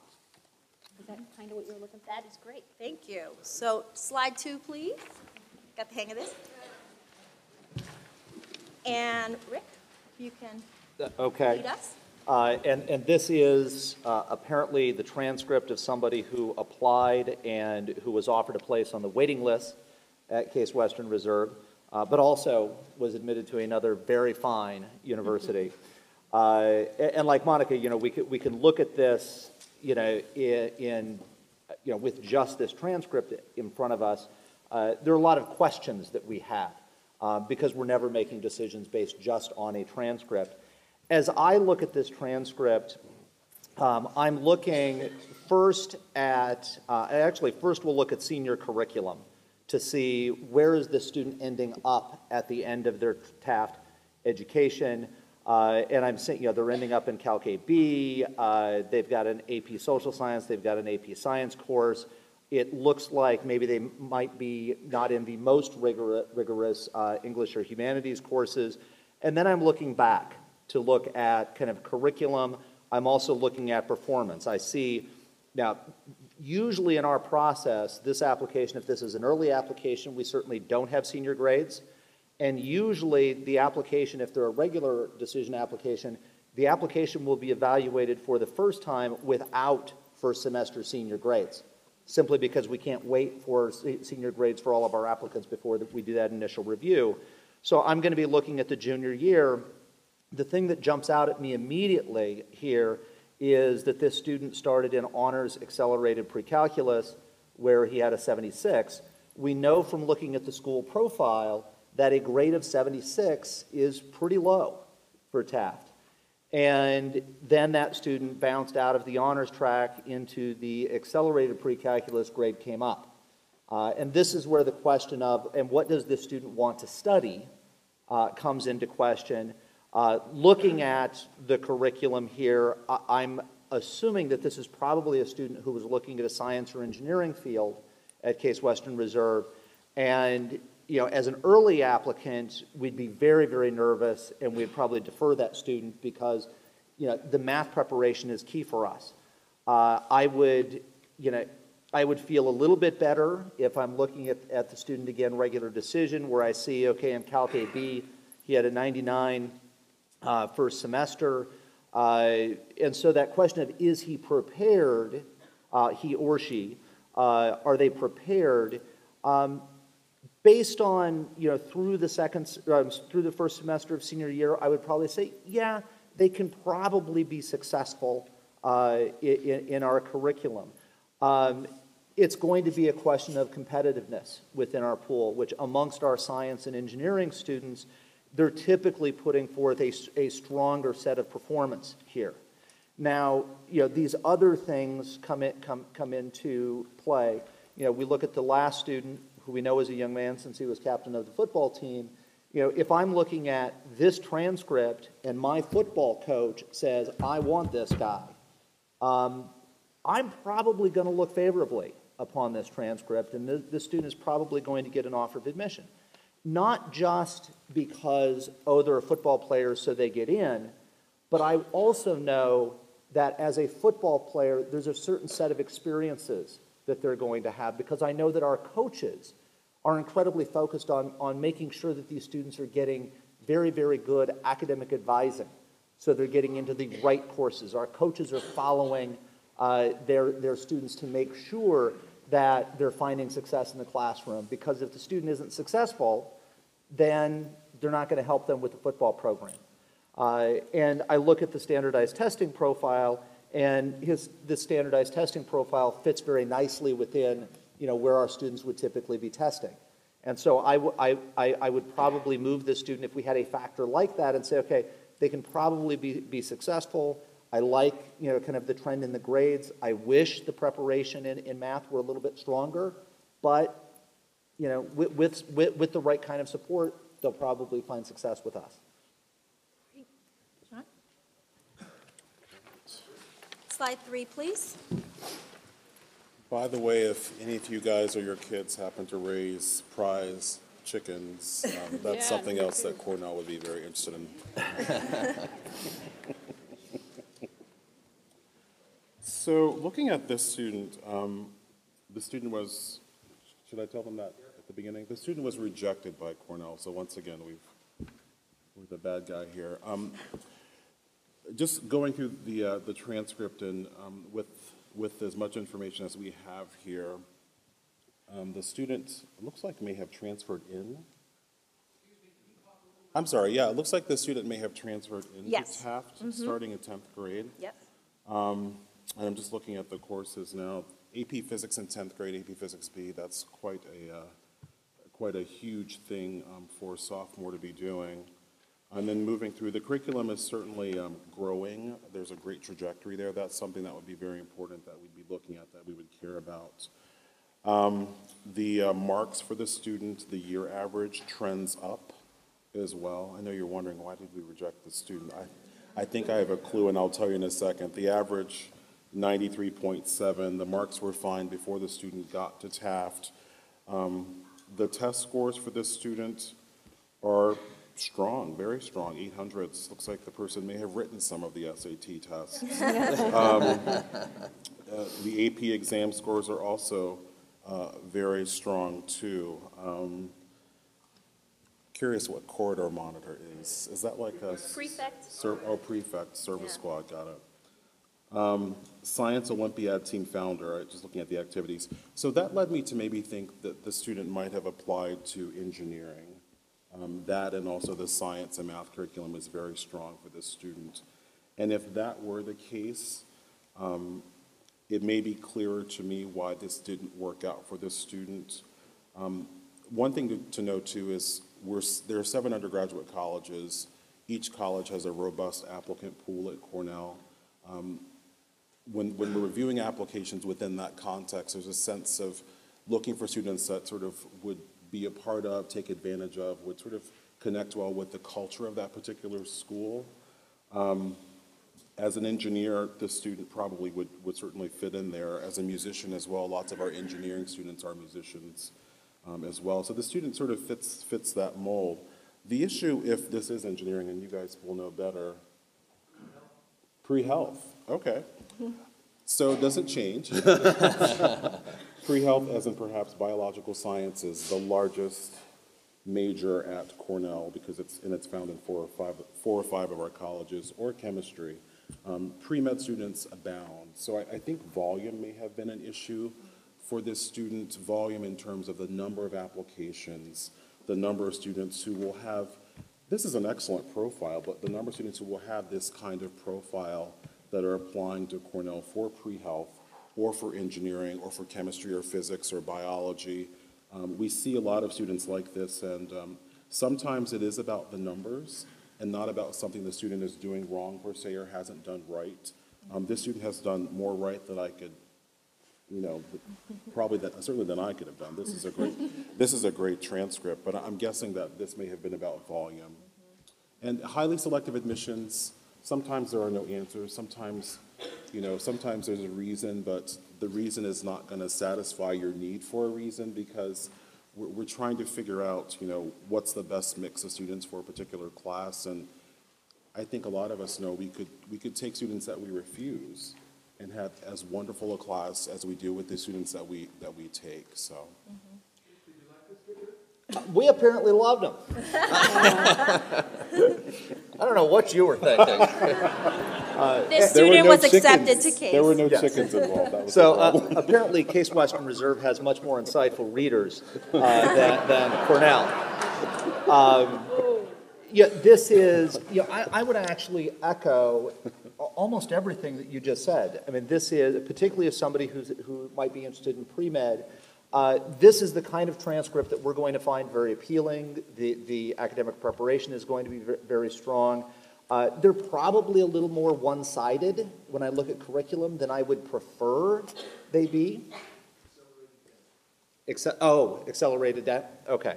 So we have a 6- and 8-year dental program that this student was a candidate for. The dentists are a little less broad than our pre-meds. And so in dental, where we don't have a huge number of candidates, this is the case in dental, we're going to love this kind of academic profile because it's not a huge program. I mean, how many high school seniors know they want to be a dentist? That's usually something that comes later in life. As a pre-med candidate, what I was going to say is there must have been, this is a very good transcript, but it would need other stuff. And I think one thing to point out, when you look at corridor monitor, that may sound silly, but we know when we read applications, what that usually is an indication of is this is somebody who is very much trusted within this community. And so those kinds of things are very important to us. So I would look at corridor monitor, which might not sound like, oh, colleges are going to love corridor monitors, but then I'm going to look very closely at teacher recommendations, the counselor recommendation, to see where else I see support for the quality of the person that this student is. So to prove that students can get into Cornell, what I'd like for Sean to do is make a comment on the next slide, please. Slide 4. So this one is pretty easy. There's one word on this transcript that would make all of us go nuts in Ithaca. What's that word? There are 2 words. Hockey, goal. But just looking at the transcript is, the marks are great. There's certainly an increasing program in terms of strength. Test scores, you see that grade 10 was repeated, perhaps transitioning from another school or even another school in another country perhaps, but marks are great, increasing program rigor. The cum laude society, that usually means top of the class, top 10%, et cetera, without the counselor or anyone having to say it. The test scores are strong, and I don't know what program specifically this student applied for, but I can honestly say, if it was engineering, this would have been a no-brainer for sure.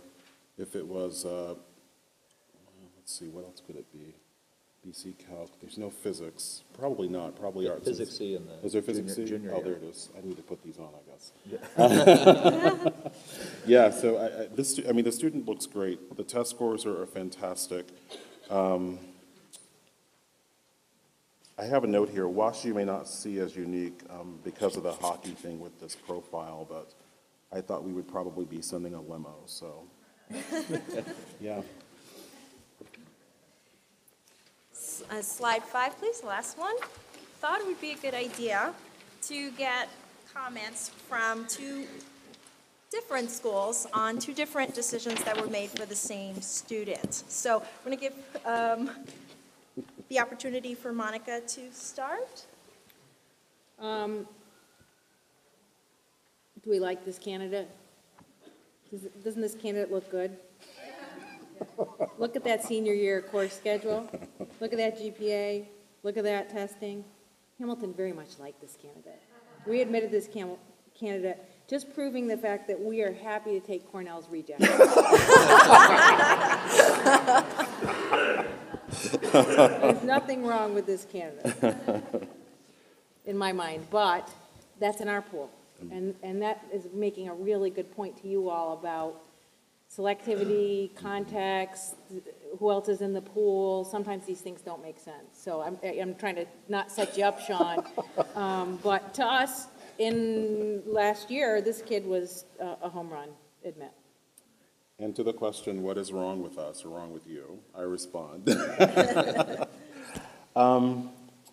So we don't have every single piece of information about the student, but I did sort of surmise, looking at the transcript, this is nitpicky, but I'll explain why in a second. Looking at the approaches to history marks, and then looking at the math trajectory, the marks in BC Calc at the end, I actually wondered if the student maybe applied to Applied Economics and Management at Cornell, which is our undergraduate business program, where we have 2,000 applicants and we have spots for about 90 students, just given the social science and math profile for this student. And that's pretty good, because that's what you did. That's what happened? Oh my gosh, this is awesome. I love reading, by the way. I wish I was able to do more of it, but I have to manage a lot of stuff anyway. So this is another case where volume was an issue. In that particular pool, the AIM pool, we are trying to diversify 90 students. We're trying to diversify that group so that it includes athletes, women, international students, underrepresented students, students from across the U.S.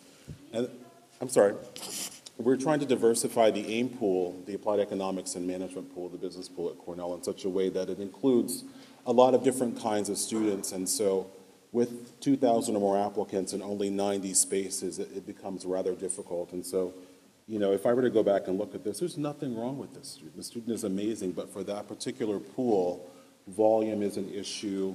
Also, too, I made a note here that the program or essays could have affected the fit match outcome here. Potentially the program, meaning the marks in mathematics and then the essays. Like, I don't have the essays here, but sometimes essays help you a lot. Sometimes a good essay doesn't help you as much as you would want it to. And in a pool that's as strong as this is the single most difficult program on our campus to get into. How about that? The essays in this case may have not increased the insight that the readers had about the fit for the student. So this makes sense to me. I'm glad you took the student. Good. I'm really too. glad you did. Can I just add one thing? Yes, go which is, this is a very artificial exercise. It's an excellent exercise. I think it's great to look at real Taft transcripts with colleges that reviewed them and talk about decisions and why we're kind of guessing up here, why we made the decisions we did. We have much more, as everybody has said, when we review an application, but also we're taking a critical eye today to look at what's wrong when we didn't admit. And there's nothing wrong with any of these kids, because they're kids, they're great, they earned these grades, and there are places that took them. And so it's more to help you understand why they may not have gotten an admit in our pools, but it doesn't mean there's anything wrong with these kids, even though it seems like we're taking a critical approach. I think we're trying to explain our decisions and help you understand them. Give, again, context. But my favorite transcript of this bunch was the first transcript, where, as I look at that transcript, as an admissions officer at Case Western Reserve, they're not going to be competitive for admission, probably. But as a parent, as I look at the intellectual growth that this student has had, I am incredibly proud of my child, and I'm incredibly pleased with the decision to send this student to Taft. I would feel very, very good about that.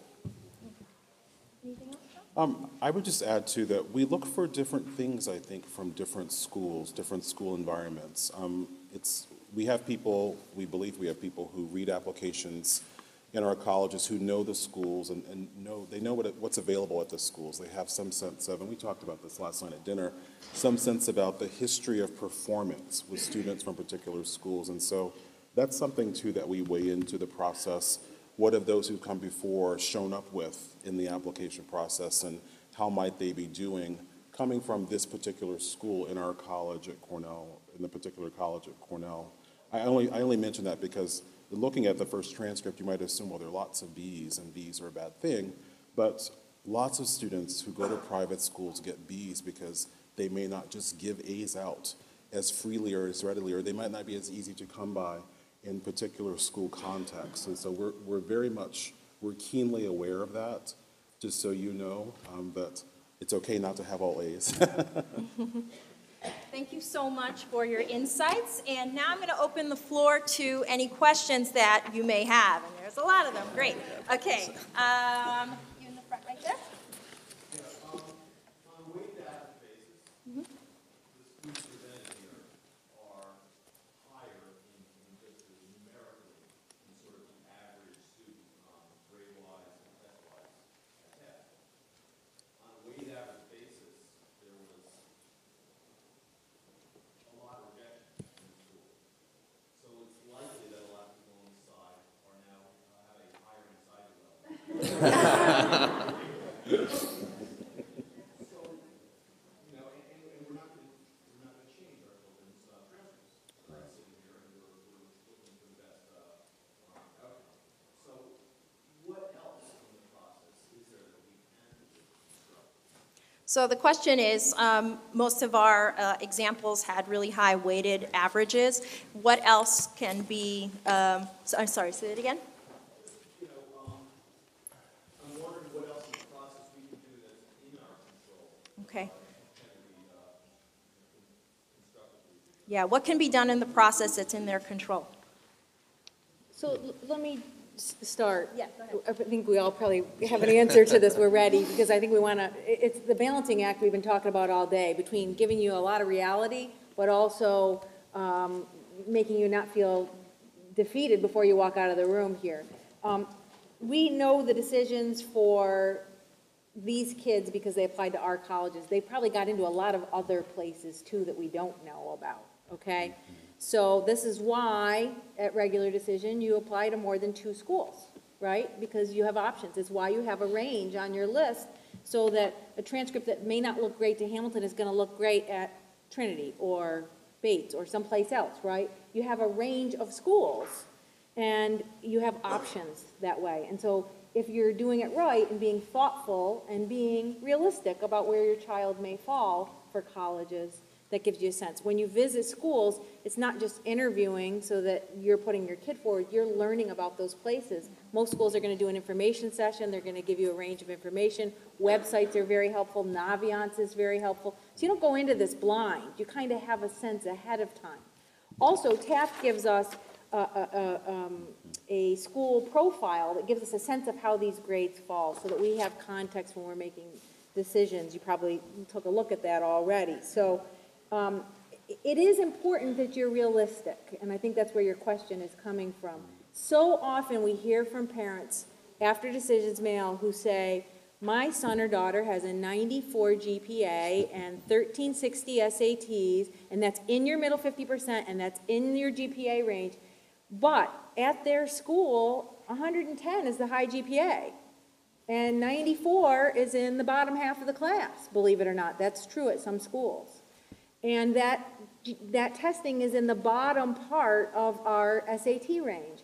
So yes, you're in the range, but all the planets didn't align for you. And you want it to be so for your child, but you don't use all the information that's available. So context matters for us, but it matters for you as well. And I would really use the data that's available with Naviance to give you a range. Don't just find the one kid who got in that looks like your kid. Look at all of the decisions that have been made for one of our colleges. A tiny fraction of the students going through the college process have the kind of expertise and support that you and your children will have in the college counselors. You understand that straight up. Listening to them as your son or daughter builds a college list is really, really important. Sometimes they're going to give you bad news or discourage, applications to certain universities because they have lots of experience, lots of data to understand where decisions might fall. And working with them, building that college list, they'll have choices. That's what everybody wants. That's what the college counselors want for your son and daughters, are choices. And there are thousands of wonderful colleges in this country. I know most of America thinks there are about 40 good colleges in this country.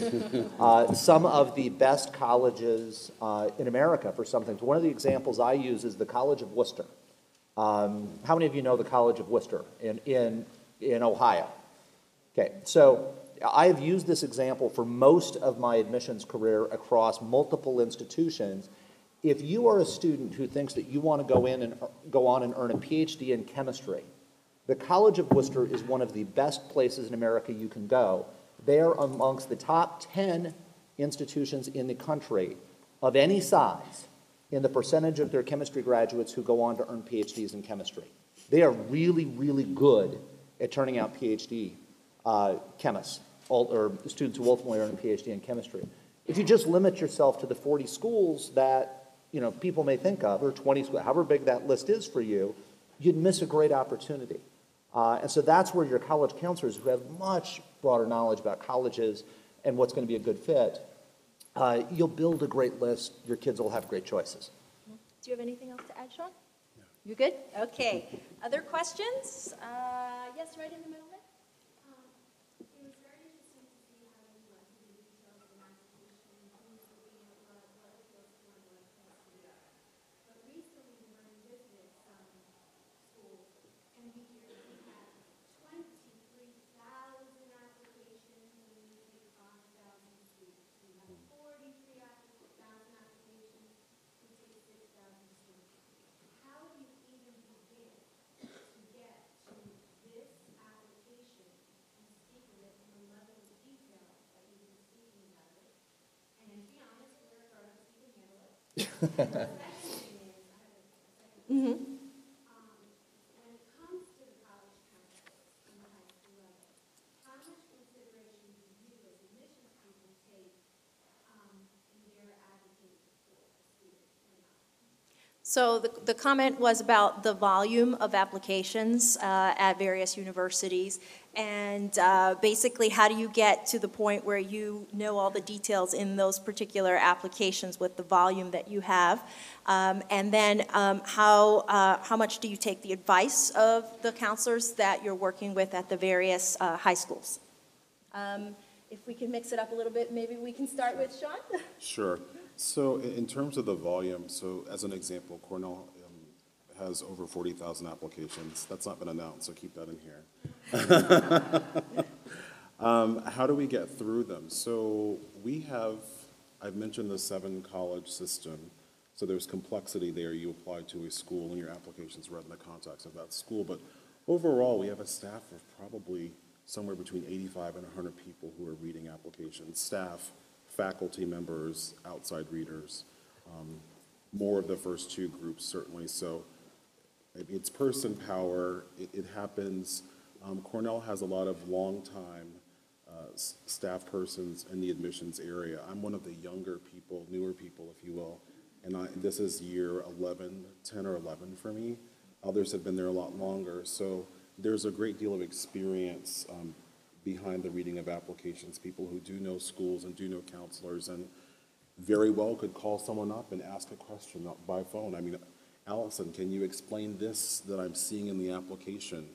If it's in the recommendation letter, I mean, those kinds of things. So we have the staff and there's a great deal of experience, and the people know the schools, but they also know Cornell. And I mentioned earlier too, that we're able to also look and see what students are doing from a particular school, how they're doing, at Cornell after coming to us with this particular profile. So we have history, we have, we have the class profile, but we also have students who were, part of last year's group, and we have that profile as well to compare with what we're seeing. So you're in good hands, I would say. Would anybody else like to comment? You good? Okay, we have time for one more question. I'm going to go to that side of the room, all the way in the back. Yes? Yes. So in a school like Hamilton, where they have 22 applicants from Taft, I wonder, do you compare them to each other? Would you only take a certain number of Taft kids? So let me just repeat that. So in a school like Hamilton, where you have something like 22 applications, how do you decipher who you take? Do we really have that many? Did I misspeak? Do we think we might? I think we might. When I looked, after I said it, I was thinking, is it really that high this year? But there are many schools where we have 25, 26, 30 sometimes. We are not comparing them to each other. We do read them as a group because, well, let me back up and say, unlike a large university where they might read by school, we read by territory. You may do that too. A number of schools do that. So we have 5,000 applications and 10 staff members, which is actually the same ratio pretty much. It is. And we divide up the world in 10, and everybody owns a piece of it. And you read applications from that territory, and you make it your job to get to know the schools and the counselors in that territory. Now, there are a number of people on the staff, like myself, our director of admission, who've been there many years and know schools all over the world. So we do read by area because it makes sense. You know the school, you know how competitive it is, you know the grading scale, we talked about the context, you have all of that. It's just efficient to read that way. So in some ways you may be comparing them to one another because you're looking at them in context of one another. But there are years that we have 10 applications from a school and they're all stellar and we'll take them all. And there are years that we have 10 applications from a school and I don't believe any of them can be successful and we take none of them. The latter is a very difficult conversation to have with our college counseling friends, but we talk with one another. Not all schools don't give decisions in advance, but there's often a conversation about the candidates, or if we have questions and we're talking. And at Hamilton, we don't want to blindside schools with our decisions if all of a sudden we get a lot more selective. That isn't the case. Over time, we've become incrementally more selective, but families don't always know that. Schools do. College counseling staff see the trends happening. And so there's no quota, there's no cutoff.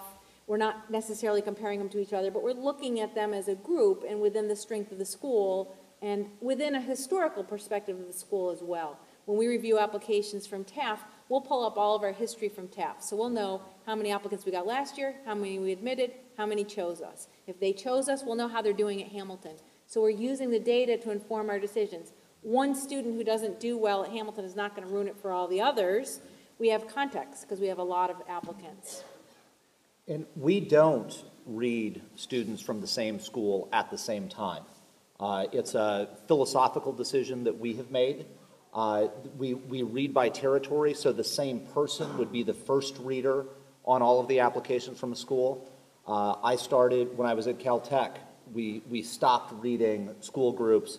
And the reason we make that choice is we want, the really terrific kid who might be lower in the class, we want that student to be able to kind of stand out on their own. And I'm not saying the way Hamilton does it is wrong in any way whatsoever. We all kind of based on our own individual needs do things differently. The school, we have 156 applications from one school. And that's our largest school group, and they will all move through the process independently.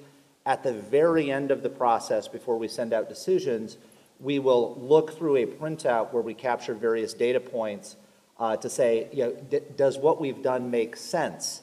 And if we see what looks like outliers, then we'll pull that application up. And probably 19 out of 20 times when we do, even though it looks like an outlier in the data, we look at the decision we're making, we say, oh yeah, that makes sense for this student. Anything to add for Cornell? Nope. Okay. Well, please join me in thanking our panelists for their time.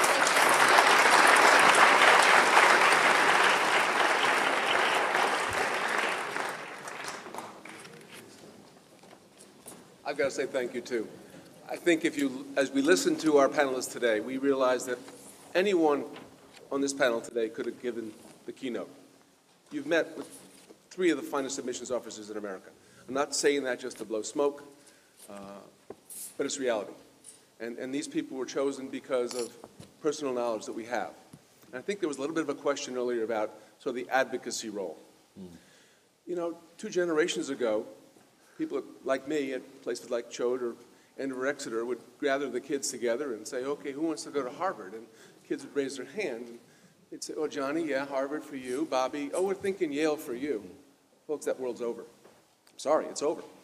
And as colleges have tried to create a more diverse community and not necessarily give privilege just to students who have the privilege and the opportunity to be at places like Taft, they're being as fair as they possibly can in the context of what each institution needs. The institutional priority for each of these schools is different, and it can be different at each school in each other year. If you get the bassoon player one year, you don't need him the next year. If you get the hockey goalie one year, you don't need him the next year. So this world has changed. But if I can take one thing away from listening to our colleagues today, is that they talked about the balance, and they talked about the range, and they talked about wanting to have choices for your children. That is absolutely our goal at Taft, is that when we end this process, your children have choices. We may indeed say some things you do not want to hear or your child does not want to hear. But one thing I have always said to our students, I will never say never. I'll never say you'll never get in there, and I'll never say you can't apply there. There are some college counselors in this country who do that. I will never crush a spirit. We won't do that. They're fragile children. You care the best for them. We care. This is not an adversarial relationship we want to create. This is a partnership. And we are at the bottom of a triangle, an equilateral triangle. College counselor, parent, student at the top. If either of those pieces come out, it falls. We're in this together. And I can tell you from my experience, the Taft community, you folks, and the people who preceded you in this audience are phenomenal because you have shown us the support. At another institution where I worked, when decisions came out, an early decision, my phone would ring off the hook. Not necessarily about my specific students, but I didn't pay X numbers of dollars to have my kid get shut out in the college process. When decisions come out, and by the way, that student had been admitted at Skidmore, Connecticut College in Vassar. But when decisions came out here, thanks, Terry, you told us it was going to be a reach. We gave it our shot. Now what do you recommend? That happens almost all the time at Taft. And to you folks, I say thank you for that. I say thank you to Peter Frew for bringing people like you who value that. Taft is a different place. Taft is a special place. And I hope you know that. I think you do because you chose this for your children. You chose this for the most precious commodity that you have. And if we continue with Monica's bike metaphor, one of the things we strive to do as parents is to raise them so we can just let go of that bike and know they're going to be fine. You chose Taft because you want that to happen. The college process is part of it, absolutely. You do need to let go. We need to guide, but not direct. We need to guide. We need to support. But the Taft experience is not going to be defined by the name of the college sticker you can put on the back of your Volvo. It's not. Guilty. Had a Volvo, couldn't wait to put the sticker on for my son. Guilty. Guilty. The Taft experience will be defined by where your sons and daughters are 10, 15, and 20 years from now. Not by the name of their undergraduate college. Not at all. Read our alumni magazine, folks. Read the class notes. Read about what Taft graduates are doing. That's what you're paying for. You're not paying me or anybody else on our college counseling staff to get your child into college. You're paying us to give us good advice, to counsel. I'm not a college placement officer, I'm a counselor. With that said, I'd like to ask the panelists to leave the stage. And I have one more piece of business before we break. Thank you.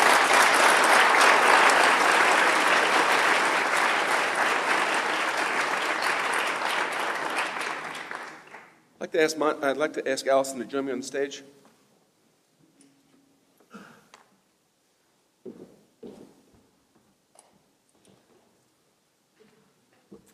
Folks, as some or many of you may already know, this will be my last year at Taft.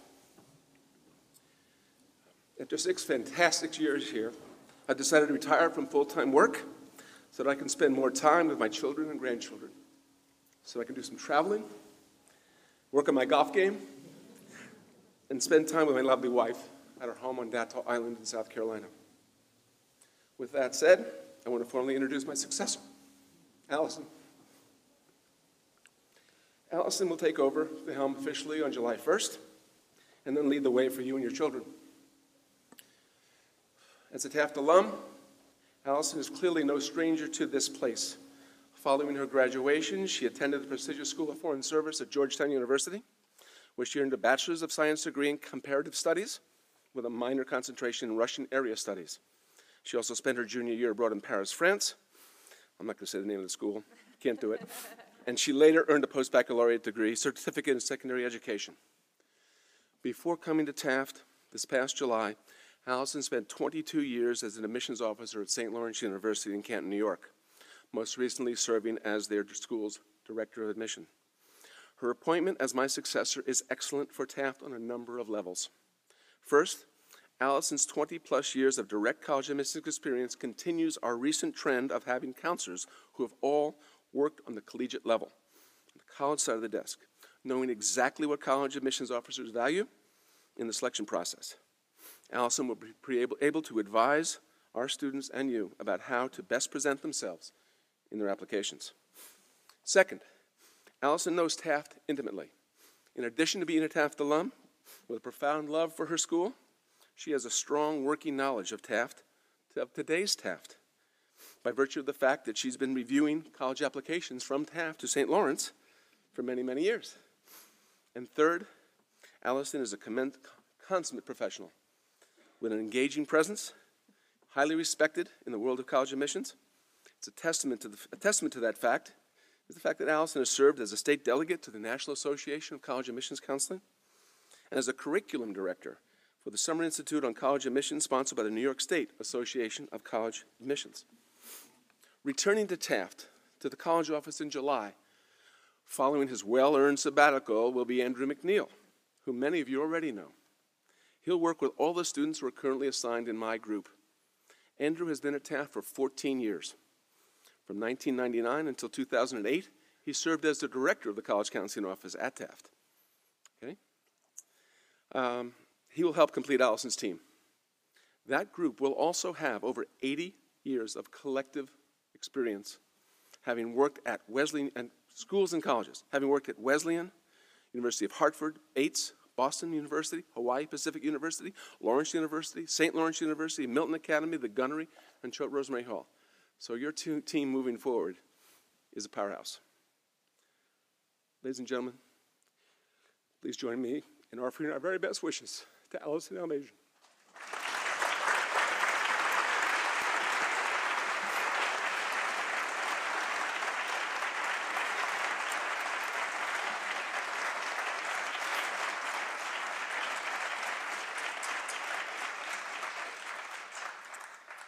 To end today's program, we'll now move into our individual sessions with your child's assigned college counselors. Allison's group will remain here in Bingham. Catherine's group will be in the choral room, which will be on your left before you get back to Lincoln Lobby. Jesse's group will be in the faculty room where we have the refreshments, and my group will be in the Black Box Theater. Go to the end of the hallway, turn right, it'll be on your right. Thank you all for coming. I hope you found the day to be useful, informative, but please know that in the months ahead, we look forward to providing support and counsel to you and your children throughout the college search, application, and selection process. Take care.